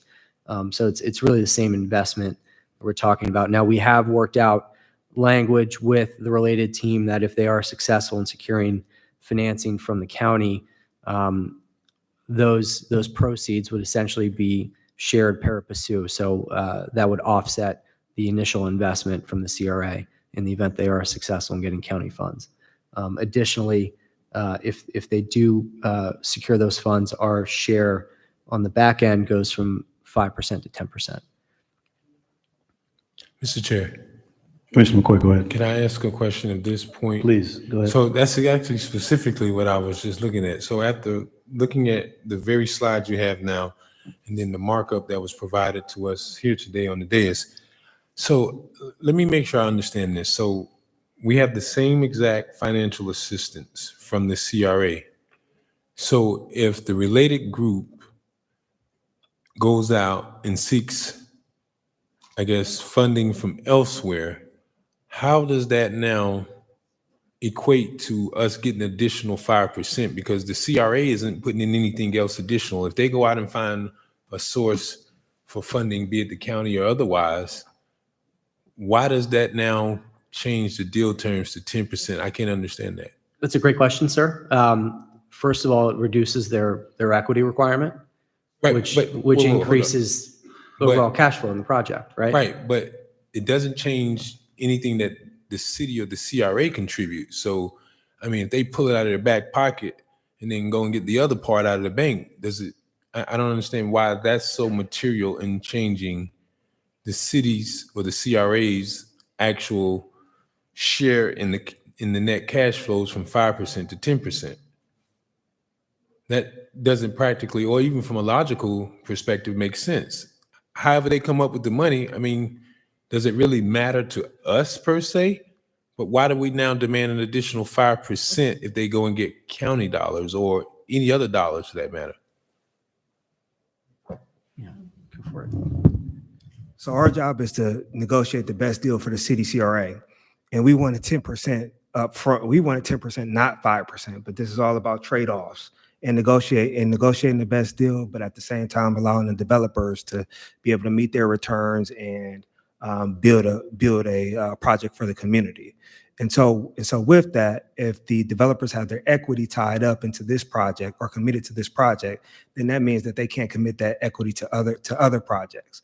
So that's the trade-off. So if they are awarded other funds and they can reduce that equity requirement, then they can earn returns on that equity, so on and so forth. And so I hope that answers your question. It sort of does, but it still doesn't make sense. But, if they're able to offset by grabbing a loan from one of those equity partners or lenders, then how does that actually make practical sense that we pay more in terms of cash flow projections? We receive more for cash flow projections if they have to go out and borrow more or however they get it at, whatever interest rate they get it at. That kind of seems like a reverse stance. And I understand what you're saying, but is there something that I'm not understanding? Why would we require them to go and get additional funding and then say, by the way, we're going to take an extra 5% of the cash flow participation? Because originally it was 5%. What correct. changed it to 10%? I don't understand. The change to 10% was essentially driven by the higher rents, right? So there's additional revenues that'll be coming out of the building. Right, but a higher percentage. So what we've done is negotiated in the best interest of the city to get the best return for the city that we can get. I'm having trouble understanding your question, sir. Okay, so let's say, obviously we have people that don't understand practical rent, but we got 11 units more in, I believe the variable ground rent after year 14 is $52,000 that we would be receiving. That's correct. So that would then double to the original, if you remember, the original 9% deal was lower income levels, right? So those rents are capped at lower rates too. Right, but we still get the market. I mean, we still get the overall gross rent. I mean, the subsidy didn't apply to, I mean, those folks that were in, what was contemplated was affordable and low income housing tax credits. But the manager or the owner still gets the full market rent. It's just subsidized. Am I correct? I mean, ultimately the renter pays less amount, but the owner still gets the full market rate rent. But we're not talking about a Section 8 project. I mean, this is more of a workforce product where yes, the rents are capped and they're not made up for on the back end. So the rents are going to be higher as a result for a portion of the building, right? So we're talking, when we talk about, and I'm happy to go through the AMI levels, we're talking about 20% of the building at 50% or less of AMI, which is affordable. 66% of that would be made up of workforce. So it'd be between 50 and 100%, 110% of AMI, with the balance at 14% at market rate, right? So when you take those market rate and the workforce rents that are higher than the 50% rents that were projected at the 9% deal, you have more return in terms of the gross income of the building. So therefore, we've pushed for additional share, which in our minds is in the best interest of the city because it increases revenues for the city. Okay. And if they're not successful, then we stay at 5%. That's correct. Irrespective of where they get the money from. That's correct, because they're going to have more of an equity investment up front that will ultimately have to be paid down as part of their investment from the initial inception of the project. The whole idea of the funding is to reduce the equity requirement. So the reduction in the equity requirement increases the cash flow on the back end of the project. This is just like the tax system, the IRS tax system. The more you make, the more the IRS tax you. But it seems more like the mafia. Like, I mean, it seems like a shakedown. I mean, it's really what it is. It's like, I don't care where they get their money from.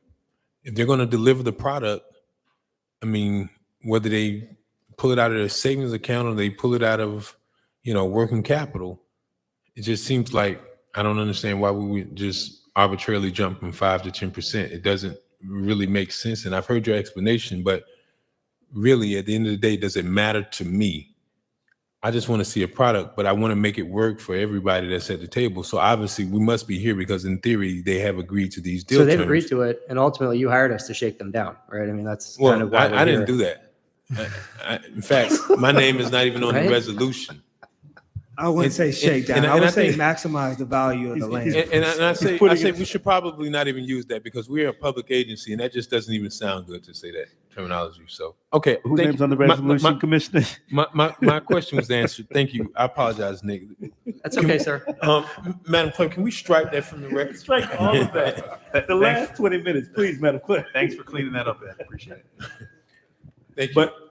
But I guess that's the clarity, and my commissioner was just looking for that clarity to understand, and it's trying to negotiate the best terms, while at the same time understanding why we're doing certain things. So we want to make sure that developers are inclined to come to this community and know that we're serious and open for business. So we want to know that we're the best partners possible and best stewards of the taxpayers' monies, but also good partners to anybody that wants to invest into Riviera Beach. We're trying to develop our waterfront, but our priority is our residents.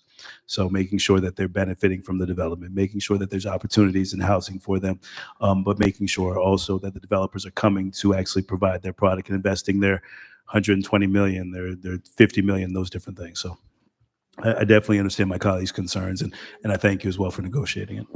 If we want to continue with the presentation, please, Nick.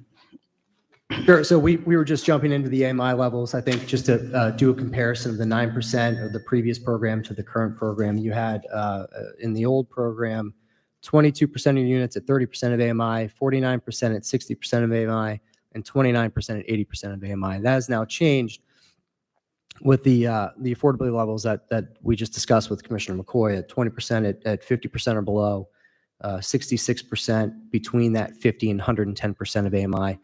With 14% at market rate. So this is truly a mixed income product that we're talking about. The product will also require an application for 4% low-income housing tax credits in Florida housing. I just want to make it very clear that that is not as competitive as the 9% application that was previously tried for back in the fall. So with that, I'll hand it over to Mr. Chapman to run through the numbers. Sure. And again, the economics of the transaction, and I think we just touched on this a bit. When you think about the ground rent as a percentage of net cash flow from the overall project, which will start in approximately year 14 at $52,000. I think previously the amount of ground rent contemplated in the original proposal was about $25,000. So it doubles the ground rent, and you can see the potential property tax payments as well. Starting at, let's just say, over a 15-year period or so. So when you think about the payback period for the $1.5 million loan, prospectively, if the city CRA were to allocate property tax and ground rents towards the payback of the loan, it would take approximately 9 years to pay back the loan. Mr. Chair. Mr. McCoy, go ahead. Thank you, Ed. So you just said 52,000 where we are currently. Prior to that, it was 28,000. Is that correct? The original ground lease that was approved, the ground rent was about $25,000. But can you go back 2 slides to number 6? And maybe that's why I'm actually confused, because it says 5% on both sides on the original. Yeah, so this project, if you go back to the AMI slide, so the project as it's currently proposed just provides overall more income. One more, please. Sorry. So the second row there. So is that not what you're referring to? Because I mean, I thought the current proposal is at 10%. Both proposals, as it currently stands, are at 5%. So the original proposal, the CRA would receive a distribution of 5% of the net cash flow. That's currently proposed as well. The CRA will receive 5% of net cash flow. If the developer is successful in being awarded bond funds to a certain amount, then the $1.5 million loan would be reduced by those bond funds, and the CRA will receive 10% of net cash flow. So this is so much like the tax system, right? Because the more I make money, the more IRS taxes. But Ed and Nick, what happens when I lose money? Does the CRA now backstop the developer? No, they don't. Developers are at risk. Absolutely not. So, and that's kind of why I'm a little confused as to if they get money from somewhere else, why do we actually now demand more? But if they're at a loss, Uncle Sam, just like me, when I don't make money in that year, they're not handing me a, what do they call stimulus? They do it sometimes, but they're not standing there handing me a stimulus payment when I lose money. So I just didn't understand how, if they were able to get another loan, then that actually is less money that would actually be coming out of the city's coffers. But instead, we're asking for more. Mr. Chair, if I may. Please go ahead. Mr. Commissioner, the concept behind the financing and the ground rent of an affordable project in this case, let's be honest, it's not lucrative to the city, right? It just isn't, because we're talking about $1 a year ground rent, base rent, okay? Starting in year one. We're not talking about revenue share until the deferred developer fees are paid, which is, in this case, really year 14. So our job in negotiating the best terms for the city is to squeeze as much additional participation out of this as we could. And we were able to achieve that by taking the reduction in equity up front, which results in higher yields on the back end and having a higher share of that. So not much, not really unlike what we did in element 7 when we backloaded that transaction, what we've done with element 6 with the LOI you just approved, where we have a lower ground rent in years 1 through 5 and then increase the ground rent starting in year 6. A lot of this is to facilitate the development on the front end and then generate as much cash flow on the back end to make it profitable for the city. That's what we attempted to do. That's what we've all agreed to, and that's where we are today. And I hope that answers your question. I understand. I understand. Thank you. Thank you, Commissioner. Ed, Nick, if you guys want to continue with the presentation.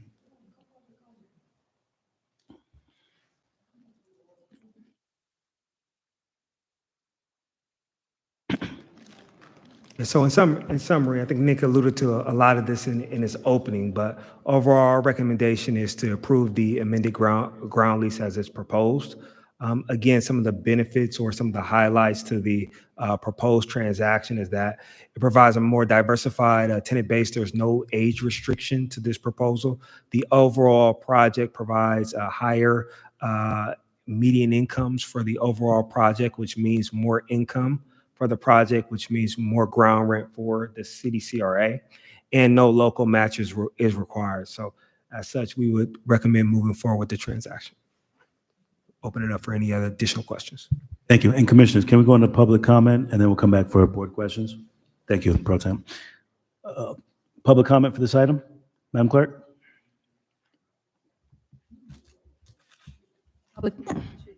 Public comment, Mr. Chair? I'm sorry, I apologize. We're doing comments for this item. We 17. do. We have three, we have 3 public comment cards for this item.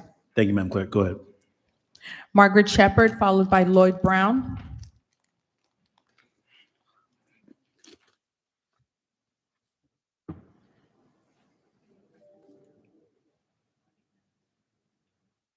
Margaret Shepard, Riviera Beach, to the Honorable Chair, and of course to our Mayor, and to everyone in their respectful places. Indeed, this is a great day for the city of Riviera Beach. Our theme when Tony Brown was here, this is the best city to live, work, and play. I'm sorry, Ms. Shepard. Give me 1 second. Let him get the clock started. Oh, I'm sorry. No, it's okay. Well, I got the timer here. Go ahead, Ms. Shepard. Okay. You took my train of thought. When you get old, you know, you kind of Best lose city to live, work, and play. Okay, live, Go. work, and play. That was, don't stop me now. To live, work, and play. And sitting on planning and zoning for many, many years and having the opportunity to give the go-ahead for different housing developments coming into the city, I'm very proud of my record. I'm very proud that I was here with Tony Brown when he built this beautiful building. Do I have faith in him? Yes, I do. It's time for us to move. And I understand you, Ms. Lanier. I understand, I understand your thoughts. And I do have reservations sometimes, but I realize that I'm tired of going to Miami or different places, taking my money when I want to be home. Joseph said, when she builds the restaurant, 4-star, she's going to buy one of the apartments. I told her, good. I have a couple of margaritas over there. I think I deserve it. I waited, 9 years? 9 years. And when we get to the plate, then we get there, the complaints start. We have to stop. They're building down in West Palm Beach. I go to the Cleveland Clinic, and I tell you, every time I go, I said, wow, they're building. I saw a boutique hotel. I was astonished that the city of West Palm Beach is building. Riviera Beach is a jewel. It's time. They also talk about this 4-star restaurant. Right there, I can go to the apartment and eat a decent meal. And we put ourselves in the position that we don't see ourselves growing. And I understand the reservations of the money. I understand the kickbacks or whatever they're talking about. I have no clue of what they're talking about. But I want to make sure that I have faith in Ezra, Mr. Arm, and of course, Mr. Brown. He has proven himself. No, he's not a construction person, but I want to say to you, he's a money-making person, a banker. He knows how this thing is going. So I think it's time for us to put our faith into the system. It is time to move. I hope you pass this resolution that we can move this city forward. For it is the best city to live, to work, and play. Thank you, Mr. Chair. Thank you, ma'am. Lloyd Brown, followed by Delcia Brooks Hamilton. How you doing? I'm just going to talk about workforce, jobs, economy. I see you bringing all these people in. I mean, I see a lot of commercials on TV. Mr. Clean will clean your whole house and everything that's in it. Do you believe that? I don't really believe nothing these people saying because I live here. And let me tell you, the economy is bad. Jobs are bad. Bringing this in and then I've seen a sign on a house that windows made in America, but guess who installed them? Immigrants. That don't make sense, does it? Just because you can say it's made in America don't mean nothing if you're not hiring the people that I know. I'm talking about people like me. I don't really care nothing about you guys that come in here, developers. Honestly, I'm gonna be honest with you. I've been here all my life. I was born right where I live, right now in the room right there. So I didn't have no chemicals in me when I was born. So I'm not as stupid as these other people around here that you talk to. So I'm gonna tell you like this. If you don't bring nothing in here that's gonna help the economy for people like me, you could take that and haul ass with it. Seriously. I don't care nothing about a big building over here. And then you say senior buildings. You'll never own them. Like the ones over there on Congress. You let them put that in. You'll never own it. And know why? Because they don't want you to own it. Because they're taking the houses for your taxes. And then you got developers coming in. They don't hire nobody from here. They bring in their whole train, caboose, and everything. And then when you go over there and you look around and you see all these guys sitting on the corner, no jobs, and these young boys with no skills and no trades. You don't hire them to build these buildings. You don't even look over that way. Don't be looking at me, man, like you. I'm going to tell you, I'm going to talk. I say what I got to say. I ain't scared of nobody. That's because, I'm black and I'm proud of that. And I'm going to talk up for the black people. If you don't want to hire none of us, don't bring that shit here. That's all I got to say. Economy. We want a better economy too. Thank you for coming, Mr. Brown. Delcia Brooks Hamilton.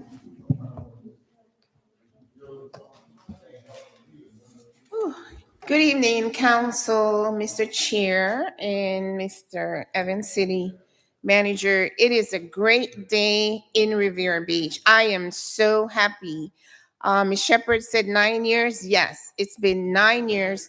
And I want to congratulate Tony Brown. And the reason for that, he was responsible for this building that we're in. So now he has the opportunity to finish the job. And I have to let you guys know that when I first put in an RFP for the restaurant, I was the only person that replied to that RFP. So I won all the points, of course. I'm a Black woman in business owner, small business owner. So Tony Brown said, you got it. And I am so happy today. And Tony Brown, I want to congratulate you for starting this process. Now you're finishing the job, unfinished job. You're finishing the job now. And I want to thank you for selecting me for pad site number 2. At that time, it was pad site B. So I am happy to see that This project is now moving forward. I have been consistent and persistent, and I know that people are saying, what is she doing up here again? Well, this is the reason why. If you stick to it, if you have a vision and you stick to it, then this is what happened. At the end, you win. So I am so happy to see that this project is moving forward. Riviera Beach can now make some money. They have been sitting on that land for so long, not making any money. So now they're going to start making money from the garage, even though it's going to take 15 years, but still going to make money from all the retail space, from the hotel. Ms. Delcia, I'm sorry. This is for the housing. And for component. the housing, by Yes, the way, from the housing as well. And I am going to be purchasing one of those workforce housing. So I think it's a great opportunity for the city of Riviera Beach to have the housing here because it's so needed. So again, I am so grateful, thankful, and I praise the Lord. So hallelujah. Thank you, Ms. Delcia. Thank you, Ms. Brooks. Madam Clerk, any additional comments? Mr. Chair, that is all for public comments for this item. Thank you. And I know the residents out there, this is a workforce, a market rate and a affordable component that we're looking to do for this unit. So we're excited with Tony Brown and the team from Related Group. So thank you. Commissioners, let's go ahead and additional comments and questions for the item. Mr. Chair, Commissioner Botel, go ahead. I would just like to know the difference, the actual dollar difference between 5% of net cash flow and 10% of net cash flow. What is that dollar amount? 10% is about 100,000 and 5% is about 50,000. I think the exact amount was 52,000 for the current proposal. So that would give us about 104,000 if it's at 10%. Okay, that's the extra value to the city. Correct. Extra ground rent, additional ground rent payments to the city CR. Mr. Chair. Hold on, Commissioner McCoy, one more. Let me let Commissioner Pro Tem Lanier come in and then come back to you, Commissioner McCoy. Yeah, I just wanted to talk about the $1.5 million loan that we have to provide to this development, in addition to the land, in addition to tax abatement for 15 years. I will say this again, I don't have a problem with the project. It is this deal that is before us that is not in the best interest of the city. It really isn't. And when you talk about, getting funding or having revenue, you got to wait for 16 years, and it is just not a good deal for the city. And I'll just keep saying that until it becomes a better deal. Now, as I say again, it is not the project itself. It is the deal that we have before us.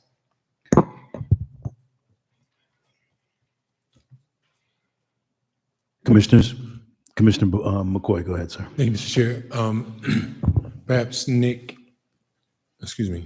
Finelli and Mr. Chapman, do you guys know what the equity investment for the Related Group is on this? The overall equity investment? 2.4 million. Thank you. I'm sure it has to be 2350. So they're 2.3, 2.4. for just the element 8? Right. Okay. And if I'm not mistaken, I guess, is element 8 the one that contains the retail on the west side of it? Or is that on? I believe that the current site plan does have retail on the west side. That's correct. I guess no, excuse me, it looks like 7. Mr. Chair, if I may. Mr. Jonathan Evans, go ahead. To the councilperson's question is, I believe 7 has the retail component. 8 does not contemplate any retail. The retail component is in the structured parking as a wraparound from Broadway to 13th, and that's incorporated in element 7. And how do you factor that the construction of 146 spaces? Is that what, 146 units? 148? 48, that's right. How's that only $2 million? I'm sorry, you're asking how? That's only a $2 million investment? Yes. Well, the project itself, and Albert, correct me if I'm wrong, is upwards of $40 million, is that right? 47. Yeah, so the total project is $47 million, total project cost. You know, the direct cash equity from Related Urban is $2,350,000 because we're also going to leverage, you know, $16.2 million from the state. But the total investment for the project is $47 million. Okay, and then if I could just jump back to that slide, our financial assistance is $1.5 million for 50 years at 0%. And it's contemplated for how long for this ground lease? 50 years as well? 99 years. Straight up, so there's a straight up 99 years? That's correct. Right. Okay. And the 1.5 is our contribution. That's correct. And Mr. Scott Evans, you said that is likely to be programmed out. Obviously, that's not going to come out of in one fiscal year. That's broken out in increments, correct? The 1.5 will be due commencement, which is when they obtain their construction loan. So that 1.5 will be when they have their construction financing, we will owe the entire 1.5. Okay. So I don't want to revisit what we have budgeted for, but I imagine that we'll be able to cover it even if it crosses into well, yeah, I'm sure. But Mr. Chair? Stebbins, go ahead. Yeah, the timing for that would be in next year's budget, so at the very minimum.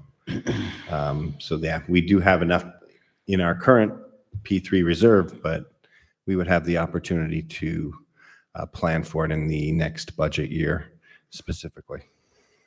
Okay. Well, I still have some reservations about, I guess, what was proposed, the 10%. And even looking at it in the strike-through version and underlying version, 10% of net cash flow if the final amount of the sponsor loan is equal to or less than the amount of the loan. But I guess looking at it, I don't really see.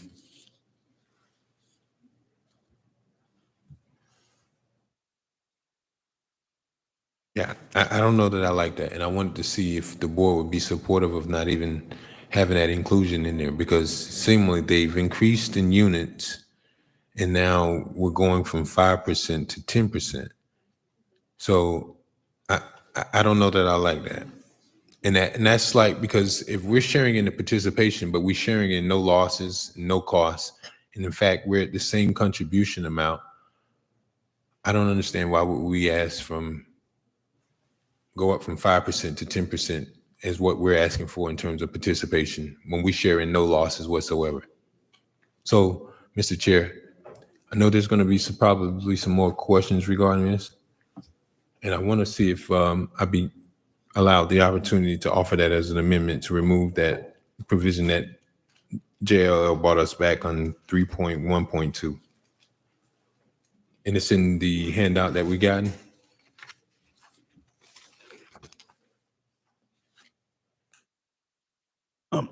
Okay, so, we're gonna have some more discussion. Were you making a motion for that? I am. I'm trying to preserve my Yes, sir. place in line because I don't want to throw it on the floor and then all questions are done. Thank you. Understood. So I did have a question, or I guess get some clarity and to understand if we could go into a little bit more explanation so I could understand that difference and kind of try to understand what my colleagues' concerns are. So if maybe either Nick or Ed, if you guys could give clarity in regards to the 5% versus the 10% that was originally negotiated and what we're receiving now with the incentive from the county or the loan funds that were received. Or I just need to understand a little bit better. Yes, sir. Bottom line, I mean, you're potentially doubling your revenue by going from 5 to 10%. I don't understand why this is a question. I mean, this is additional revenue to the city. So we recommend sticking with the 10% in the event you can get the county funds. Okay. Right, but so that's my point. So when I look at when it says sponsor loan, and I look back to try to find out what sponsor loan is, it's not exclusive of the county. In fact, it says obtained from the city or Palm Beach County or tenant's receipt of any other financial assistance. So why does it really matter where they get it from? So the way it works, sir, is that the sponsor loan, right, is an additional $850,000 on top of $1.5 million equity contribution that the developer is making. They're essentially doing an intercompany loan for the additional $850. So the idea is that any county funds that come in would first go to pay off that $850 and then get paid out pari passu between the development team and the city, right? So it reduces the equity requirement and also takes out this intercompany loan that Related is essentially giving themselves to make up the gap. They're investing up front and not asking us for additional funds. Thank you. And I appreciate that. And it's not for you to understand. And let me tell you why, Mr. Finelli. Specifically, if it reduces the equity requirement, that's great. And that's good for Related. But it doesn't cost the CRA anything additional. So it's not like we're backstopping it. So I'm trying to understand. So they bring the risk and they bear the risk. And then even if it's not from the county or whatever other financial source that they're going to have to grab the additional dollars from, if they pay interest on it, why does the city need to come back and now go up and double the amount of participation into this? And I'm trying to understand why you think that you need to understand my reasoning. I'm a legislative policymaker, right? And of course, I can appreciate your efforts in negotiating this, but from my perspective, I don't understand where they get the money from. Should it really matter? But why do we now demand an extra 5%? So your understanding, I can appreciate your perspective, but I mean, it seems like you're almost patronizing me because I have a different point of view. No, it's not. You said specifically, I don't understand why you're asking that. Well, I think because I was conferred by the voters and particularly I was elected. So, I mean, respectfully, I can understand if you have a different position, but your understanding, I appreciate you bringing forth your recommendation, but I just cannot for the life of me understand why when someone comes in and they put everything at risk and the city's in the same position financially that they were before in both proposals, right? As far as what they're contributing, that then we're going to go back and ask for additional 5%. This is no different than what I see the city do and squeeze people when it comes to taxes. That's why I'm the one that votes against the budget every single year. We find a way, right, to squeeze the eagle off of the quarter before we take it and we spend it. And it's just like, if we're going to make a deal fair, I want to be conscientious of all sides of it. So, thank you for negotiating, but ultimately, if the board supports it, cool. If not, then, we'll move on with it. But at least allow me the latitude, Mr. Finelli, to make sure I iron this out and bring this to the board. Thank you. Chair, if I may. Please go ahead, Mr. Finelli. Commissioner McCoy, you're absolutely right. You've earned the right to have your opinion. You're a policymaker. Ultimately, the decision's up to the policymakers. This is the deal we've negotiated. If you want to give back some of the contribution, that's quite all right with us. You can certainly do that. That's your prerogative. Any additional questions from the board? Commissioner McCoy, you have the floor. Yes, I move that we strike the addition that's in 3.1.2 of the markup version in the LOI for element 8. Or do we have a second?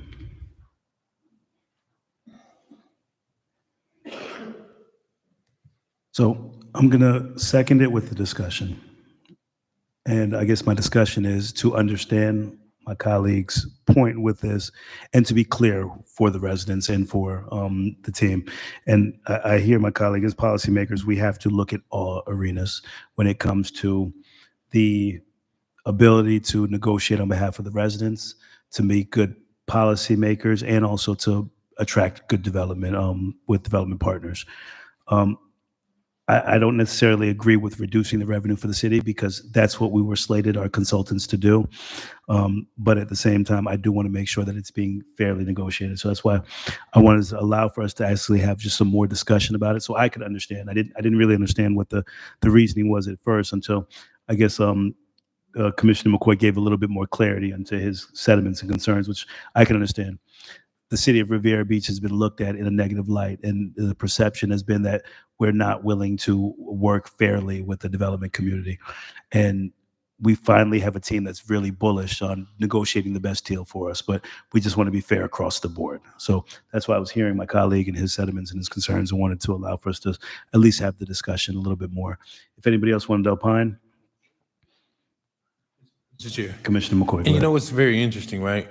We got our agenda reviews this week, right? So we have no clue what any of the conversation or discussion is, and ultimately, you know, it falls on us.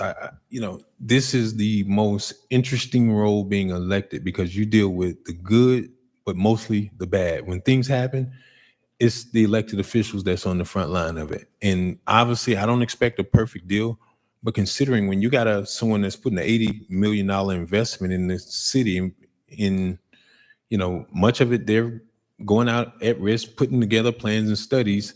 And our contribution is $1.5 million. And we're sitting here asking about $52,000 a year. And I'm just saying to myself, well, in fact, if they had to go out and borrow more, why are we asking for more? That doesn't make sense to me. And I want to create a situation where obviously this is going to be the kickstart. I would hope that once these projects take off, there won't be any more opportunities for us to have these conversations about these tough subsidies and then, you know, tax refunds and abatements and that sort of thing. But certainly, you know, other than it's an opportunity to make additional money, that's the only explanation that I've heard. But literally, we have not put anything in but $1.5 million. And I think that's the biggest sentiment that I was agreeing with my colleague. That's why I'm just seconded for a little additional discussion. Not the sake of actually supporting this, but to let the business community know we're going to work fairly with every partner that comes to the table. We are going to be bullish because that's what we've hired our consultants for, to protect the best interests of the city. But we have to answer to every single person and answer to the residents as to why there's been nothing done on our waterfront, on our Broadway corridor, and reasons like this. I'm still looking at my predecessors kind of side eye when it comes to the Ocean Mall as to how did they just give away that land. So we have to be very cautious with every single decision. And why are we not generating the maximum revenue? So I don't even get contentious with my colleague, Pro Tem Lanier, when she asks these questions, because she's asking it based upon arguing and fighting for the residents and wanting to get the absolute best deals, because she hears the exact same things in the community that I do. Why are we giving this stuff away? So that's why we're asking these kind of tough questions. And it may not make sense, but this is unfortunate. We're getting these calls every day. We're speaking to residents, we're speaking to the community, and we're looking at the history. So I agree, and thank you, Nick, for clarifying that with my colleague, because it doesn't make sense to be an elected official, but we do it proudly. And I'm here to continue to serve and answer the questions and concerns of every resident across the board, whether it makes sense or not. Commissioner Botel, go ahead. Thank you. It clearly doesn't make sense to me that we would turn down an extra 5% for the city. It's important that we maximize the city's benefit in this project. I do have concerns about Tezrel and whether or not they will bear the burden unnecessarily of providing this extra funding. And I'm hopeful that Related and Tezrel will in some way equally share in this additional contribution should they acquire the funding from the county that they're looking for. I'm particularly concerned because I don't want the burden of Tezrel to, and they, as I understand it, have the burden of providing the community benefit portion. That to me is one of the most important components of this whole project. As I've said to you before, I'm very, very concerned that we have apprentices from the tech schools, from the construction trades. I'm very, very, very concerned that we develop our own construction talent pipeline in the city. And if that is damaged in any way by taking additional money out of this for the city, then I too would have concerns. But I wonder if it is. I guess that's my question is, do you know who is bearing the burden of this additional 5% that's coming to the city? Is that going to in any way diminish Tezrel or Related's ability to provide that community benefit? Mr. Chair. Please, Mr. Fernando. Ma'am, we are not privy to any operating agreement between the partners. We're negotiating the best interest of the city, and that's what we've done. And I wasn't understanding that aspect, but I kind of get that our consultants, they've decided to negotiate in the best interests of the city. So I kind of understand that. Commissioner McCoy, please. Thank you. And to the Commissioner Botel's point, actually, that's exactly, and it's so ironic that she would say that, that's exactly what I brought up to you today, Mr. Finelli and Mr. Chapman, when we had this agenda review discussion. So when I was looking at this, and that's a very great point, because when you look down to the bottom of this, and that's where I seen, and I said specifically to Mr. Jonathan Evans, and particularly both Mr. Jonathan Evans and Mr. Scott Evans, there is a component in here that speaks of the community benefit contribution. And I asked this very question that you brought up was, whose responsibility is that going to be? And I didn't want that to get diminished or diluted by us now changing the terms of this agreement. And I don't see where it's at on this presentation, but certainly it is called out in the backup that there is a portion for it. So I think it would probably be more appropriate for the TESRAL and related team to address this question, because obviously if this 5%, which seemingly is $50,000, right? Give or take, could be 58, but in that range. What does, if any, impact? Because Mr. Brown, you were on the call today and you mentioned or alluded to that certain changes was not accounted for, and I'm trying to find out if this is one of them that will adversely affect the community benefits portion. Mr. Chair, Tony Brown, principal in TESRA. First of all, let me just commend Related. They have been working this deal from day one. After we found out that we weren't the recipients of the 9% tax credit, TESRA shared with them that we have to find a way to put a shovel in the ground. So they found an alternative way to find funding, and you heard the financial commitment from Related. Related shared with me that we're going to have to modify the deal terms. What I thought was happening was that they were asking the CRA to be the backstop if the county grant did not come through, meaning that they were going to ask the CRA to go from 1.5 to 2.3. But when you look at the provision, it's that if they get the grant, the CRA's money go from 1.5 to a lesser amount. So yes, TESRA, we agreed to cut our share of the partnership to make this deal happen. But the misunderstanding was we're not asking the CRA to put up more money, they're putting in less money. And then they took the request of amended agreement to open up the deal terms to get an additional cash flow. And yes, it's impacting TESRA. And that's the concern, because we are committed and responsible for the community benefits program. Mr. Chair, follow up. Ms. McCoy, go ahead. And respectfully, I don't want to, let me be careful how I say that. I don't know how to be nice about certain things. I'm not really concerned with the impact to you, Mr. Brown, but because I imagine that that's already worked out in your agreement. But specifically to Commissioner Botel's point, the deliverance of the community benefits, is that your responsibility? And is that encompassed in the impact that you're speaking of? It impacts our budget, yes. So, and that's why I said there has to be another conversation with Mr. Jonathan Evans and Mr. Scott Evans as to what that community benefit program looks like. So if we agree in theory today to just go ahead and take the extra 5%, then we're basically watering down or almost making it probably impractical or a much smaller scale community benefit. And certainly I would hope that includes some sort of participation from local vendors. And I don't know what it looks like, but that wasn't my intent to have that watered down. Unlike the proposal you received from us versus APD Sonnenblick, we have not asked you to participate in the community benefits program. When you raised the question during your briefing, my response was, allow me to talk to the city manager so we could understand who would be responsible for the community benefits program and what aspect of the community benefits program that they want us to do doing construction. So the biggest impact that Tesla will play is during the construction phase. And so we didn't want to adversely impact the transaction. And so we wanted to have a sidebar, because community benefits, quite frankly, was not negotiated in this deal with JL. They did not put community benefits program into the proposal. And so the conversations I've had with Related is that Ezra and Tony Brown are accountable to this community to deliver what we promised.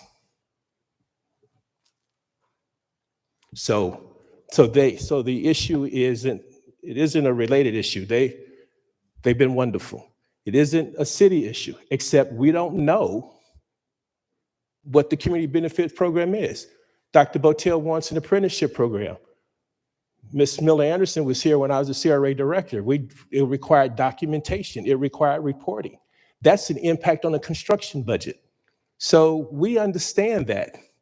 And our priority is to get a shovel in the ground and to make sure that your residents benefit. Great point, Mr. Chair.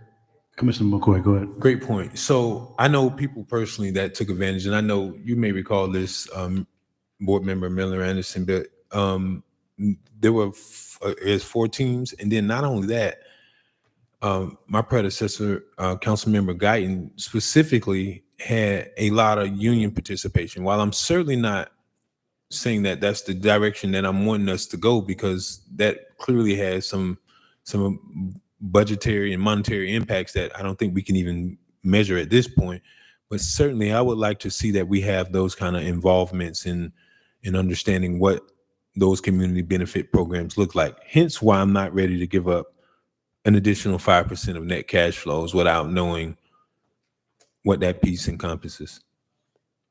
Thank you, Mr. Chair. Thank you. And that's actually why I wanted to get some more clarity, because my colleague for these last 4 years just doesn't speak off the cuff. So I'm assuming during the agenda review, this was some of the clarity where the community benefit is going to be impacted or not impacted. And that is actually a concern for mine, to where if that revenue does come in, I want to make sure that we put that back into our community benefit. So whatever this board decides on, that 5% or that additional revenue needs to impact this community. As my colleague said, Tony, I love the work that you've done, and thank you for bringing this together and getting it to this far. But our responsibility is to the residents. So we have to be adamant about negotiating the very best deal. And I would trust that Related is going to do what's in the best interest of making sure the community benefits. That's using the partners that's come to the table. That's making sure that we have local participation, that we have job opportunities, that we have the development opportunities, that we have what my colleagues have stated to bring to the table. So I do not want the community benefit to at all be impacted, because we're addressing the housing crisis where we're building 148 doors. But we also need to make sure the residents benefit. My colleague did make one other comment that there were 4 contractors that benefited from the first marina project, but those same conversations that I've had is they feel like there was not a substantial benefit from developing this initial marina. And at the time, it was a minimal investments into the local contractors. They would have preferred to have a larger lion's share. And I think this board has been more intentional of making sure the dollars are going back into local minority and women businesses and making sure that we're benefiting as a community, i.e. our fire station, which had 46% small business participation. So these are the numbers that we're making sure are clear when we come to the table. So now that I've got more clarity from Councilwoman Botel, Councilwoman McCoy, in regards to understanding that money needs to go back into the residents and making sure that's going into the community benefit and not any individual developer or any individual's pocket that's may or may not be going out of the community. These 8 square miles are all that matter to these 5 board members. Commissioners? Lanier, go ahead. I'm sorry, Pro Temp Lanier, go ahead. Yeah, I'm not sure of what is really being talked about here in terms of giving back 5%. Now, the nature of investment is risk.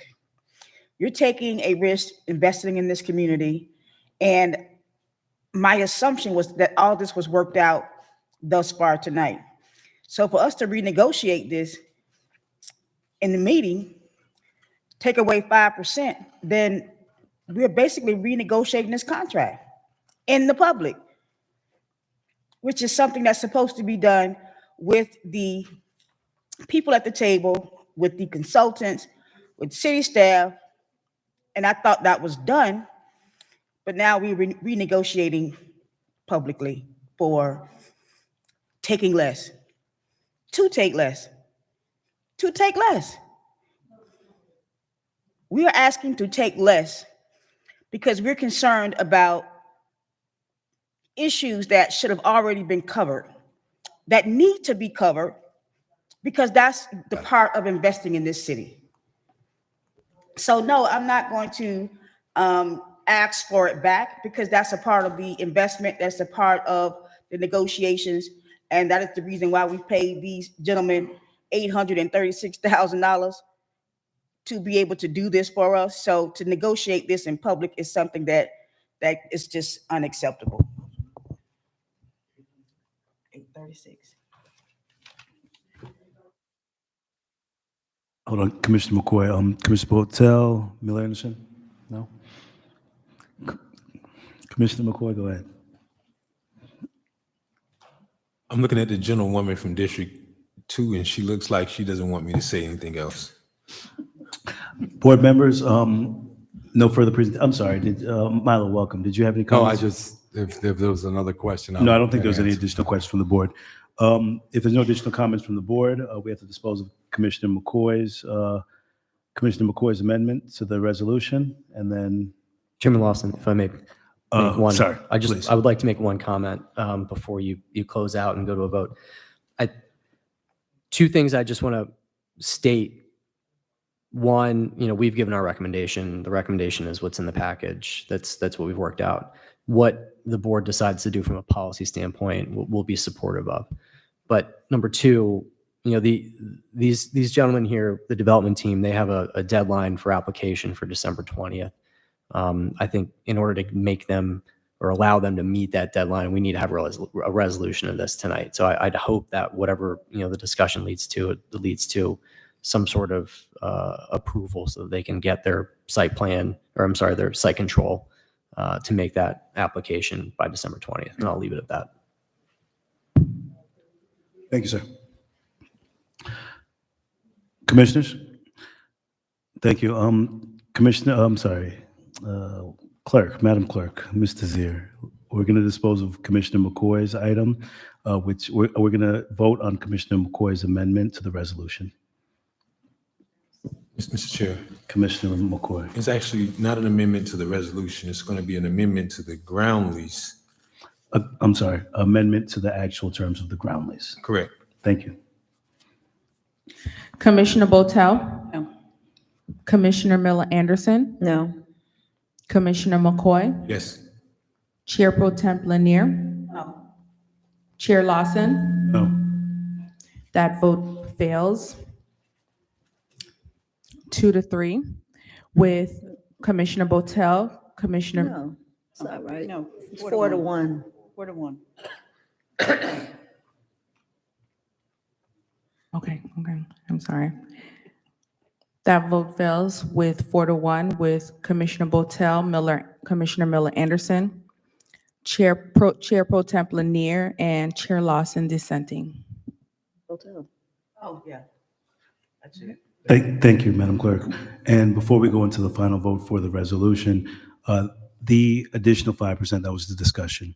This is more so for staff if this revenue stream does come in. This has to be a community. And so I understand what my colleague was saying. This needs to be a community impact. We're still sitting on revenue from certain items that haven't gone back into the community. And that was actually one of the discussions I'm going to have in our council meeting, which is following this, colleagues, that we had received $150,000 from the fire station that I'm not sure if we've disseminated those dollars out and activated them in the community, and we've already broke ground on our second fire station. So I think Commissioner McCoy's concern is that if this revenue comes back to the city, are we going to activate it? And if we're not going to activate it, it's like we're wasting the money sitting in our bank account collecting interest versus actually impacting our residents. So I agree, we're not just going to give the money back, but make sure, and this is for staff, not for our consultants or the development team, activate the money, please. Let's get it back into the residents and get it back into the community. Mr. Chair. Commissioner Thank you. Hotel. Just another comment about the community benefits. I would also hope that, again, that the burden of providing the community benefits doesn't fall exclusively on Tezrell. If and we haven't voted on it yet, but I'm going to make an educated guess that it's going to pass. If we pass this evening and they are damaged in some way because they are giving something up, then I think we have to be cognizant of the fact that there's got to be a give and take, and that we have to understand that maybe the extra money that we do get out of this deal, we can absolutely put towards community benefits to relieve some of that pressure on Tezrell. Madam Clerk, roll call, please. We're going to actually go ahead and vote on the resolution now. Commissioner Botel? Yes. Commissioner Miller Anderson? Yes. Commissioner McCoy? Yes. Chair Pro Tem Lanier? No. Chair Lawson? Yes. That vote passes 4-1 with Chair Pro Tem Lanier dissenting. Thank you. Nick, Ed, thank you guys. Thank Thank you, you for presenting tonight and for the consulting work. Related team, thank you so much for your presentation. And Tezrell Group, thank you for your dedication to it. Madam Clerk, Mr. Chair, we have public comment cards. thank you.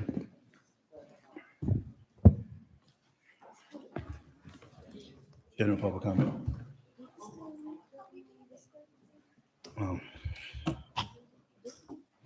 Yes. Comments from the public shall begin at 7:30. Comments shall begin at 7:30 unless there's no further business of the city, which in the event it shall begin sooner. In addition, if an item is being considered at 7:30, then comments from the public shall begin immediately after the item has concluded. Please be reminded the CRA Board of Commissioners has adopted rules of decorum governing public comment during official meetings, which has been posted at the front desk. In an effort to preserve order, if any of the rules are not adhered to, the Commissioner Chair may have disrupted speaker or attendee removed from the podium, from the meeting, or the building if necessary. Please govern yourselves accordingly. Mr. Chair, we have 4 public comment cards. We have Ednisha Towns, followed by Cindy March. Ms. Towns? Mr. Chair, I believe she left, and I think that was someone that administration had a conversation with, so she's no longer here. Commissioner McCoy. Ms. March? Cindy March, followed by Margaret Shepherd.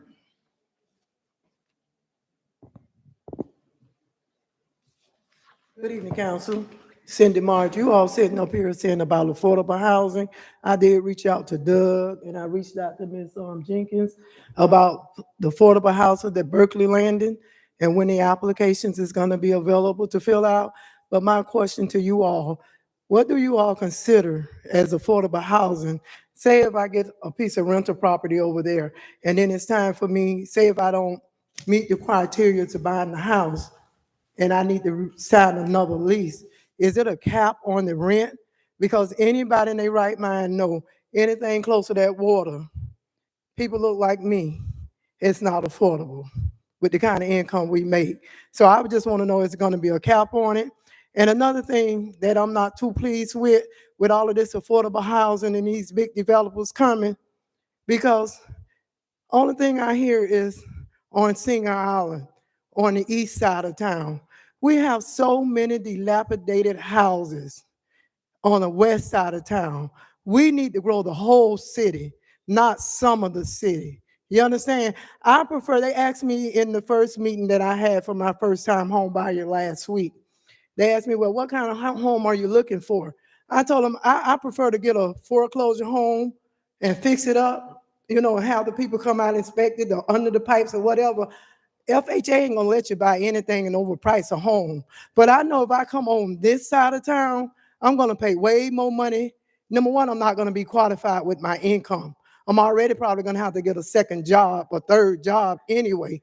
You understand what I'm saying? So I try as an individual to live within my means, and I save for a rainy day. So my question to you all, what is affordable housing, Doug Lawson? I would like to know, because y'all throw that word around so lightly, and it's not affordable. You might get in there for the first year, but then you'll be packing up your stuff in a U-Haul because the next year they've been went up on the rent $200 or $300.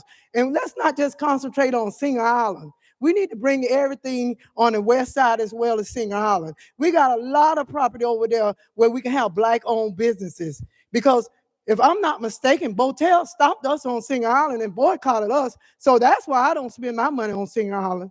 That's the reason why. And she sits on the board and she talking about affordable and she hope this or that be taking place. Well, we need her to understand as a council person that she cannot boycott people that look like me because they're here for a season. We here for a reason.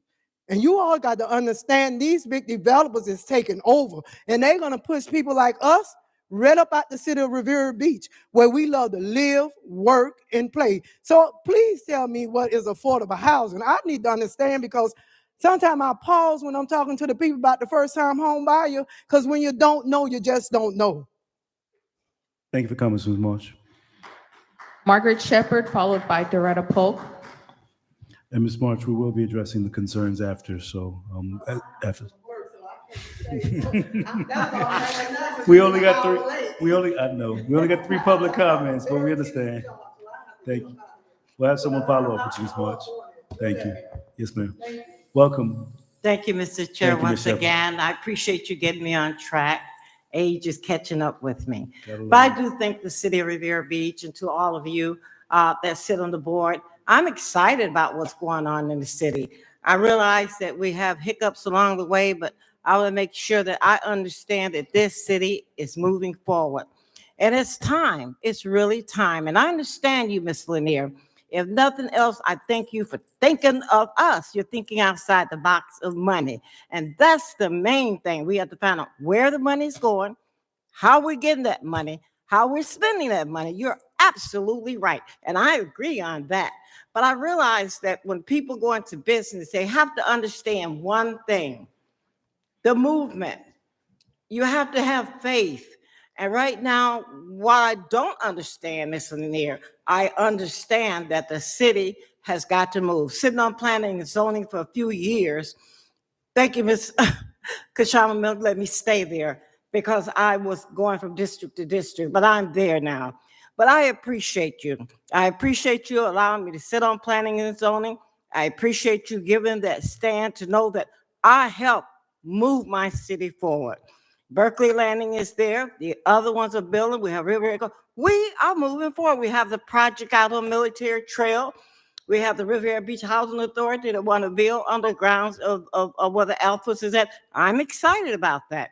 I'm excited because you all have to understand there is a shortage of housing. People keep saying we're building, but we are building because people are moving into our city. When these places go up, the applications, I understand, is sealed right then and there. And it's important that we understand that we must move forward. But the money, Ms. Lanier, I'm with you. I can't figure it out, but I know one thing, that I'm ready to put the shovel in the ground and make this the best city to live, work, and play. And with that, I thank you. I thank you for thinking of us. And it always has to be one outside the box is thinking. And unfortunately, it's you. So I thank you. Thank you, Mr. Chair. Thank you, Ms. Shepherd. Madam Clerk. Doretta Polk.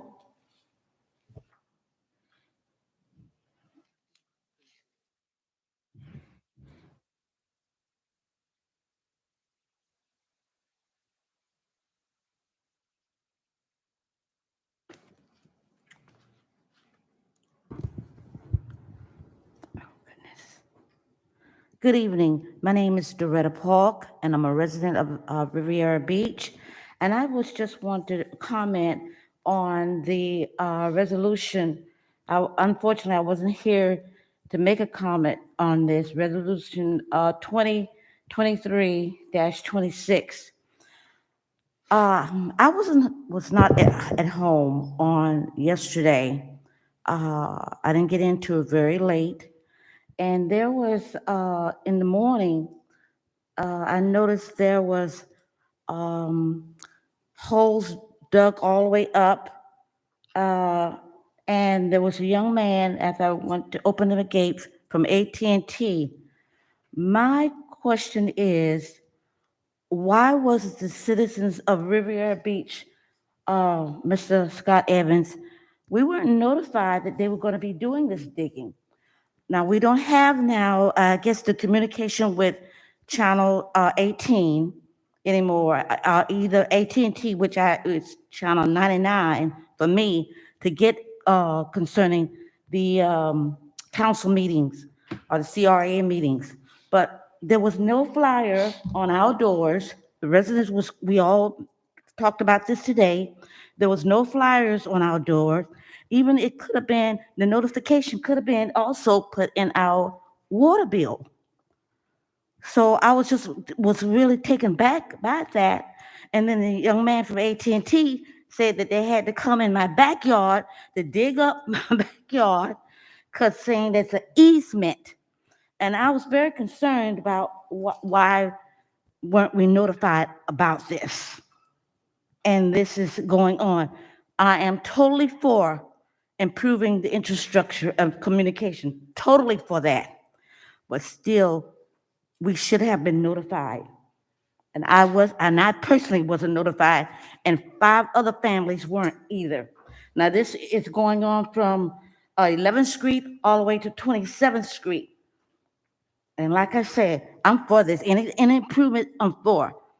But let us know what is going to be occurring. And that was not, I didn't have no notification, nor any of my residents neighbors. So if you can just comment on that, I thank you very much.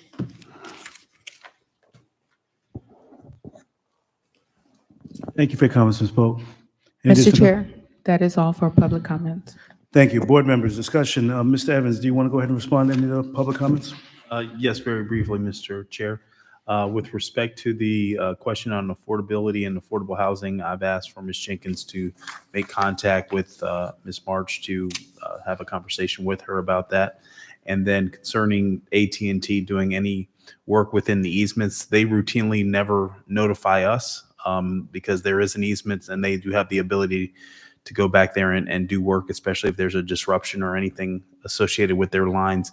So as soon as our crews see something or find out any information like that, we'll be sure to notify the neighborhood. But in most cases, we see them out there at the same time when residents do see them out there.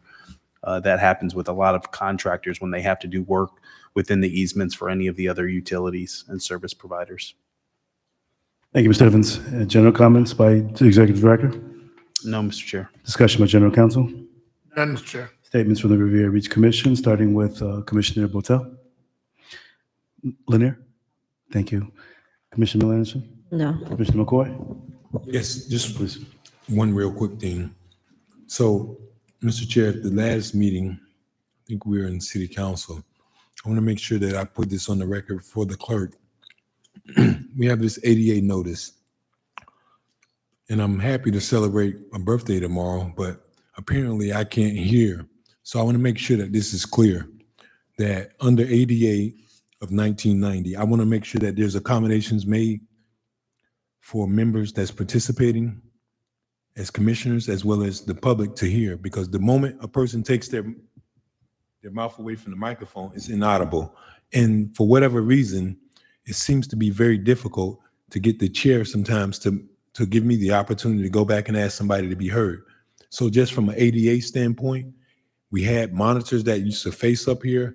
We need to have some sort of microphones that makes the entire meeting completely audible, because that is an accommodation that I'm literally putting on the record to make sure that I have so I can participate. So whatever the CRA needs to do to figure it out, I would greatly appreciate that. And lastly, we don't convene again as the CRA, so I wish my members and the folks in the community a happy holidays. That's all, Mr. Chair. Thank you, Commissioner. And only comments is I've had the opportunity to serve as the chair for the last few months and honored to serve through our next selection of chair. And I noticed, I spoke to our city attorney or CRA attorney that the bylaws are silent when it's referenced to setting the agenda. Attorney Smith, could you just kind of give clarity in reference to the conversation we had about the agenda? Yes, Mr. Chair. In looking at the bylaws of the CRA, it doesn't mention the meeting agenda. For the chair, it says that you are chairing the meeting, And under executive director, it states that he set the agenda for the CRA, but it doesn't specify whether it's the meeting agenda or overall agenda. So we need more clarification on setting the meeting's agenda for the CRA. And just, I think, because of the late hour and how long this agenda has been set, I think that a working dialogue between the chair and the executive director is necessary to make sure that we have a cohesive working, we have consistency and continuity. Mr. Evans has been affording me the courtesy of providing me agenda updates and recognition, but I think we need to provide a resolution to tighten up our bylaws. On the city side, the resolution is 26-02, where the chairperson shall promote and effectively operate the council, which shall include full city council agenda along with the city manager and expedite parliamentary debate, discussion, and objections. So I think we need to put that clarity in our bylaws for the CRA so that there's no confusion on setting the agenda so that it can get set properly by the chair. And I want to make sure that the new chair, when they come in place in March, has that opportunity and is afforded that. So if we can, colleagues, I would like to give clear direction to staff to bring back that resolution at our next CRA meeting, if we can support adding that language to the CRA bylaws. Mr. Chair, Commissioner Miller. I don't quite understand. What is the issue? It's ambiguity when it comes to the language of who sets the agenda. Typically on the CRA side, there's no clarity.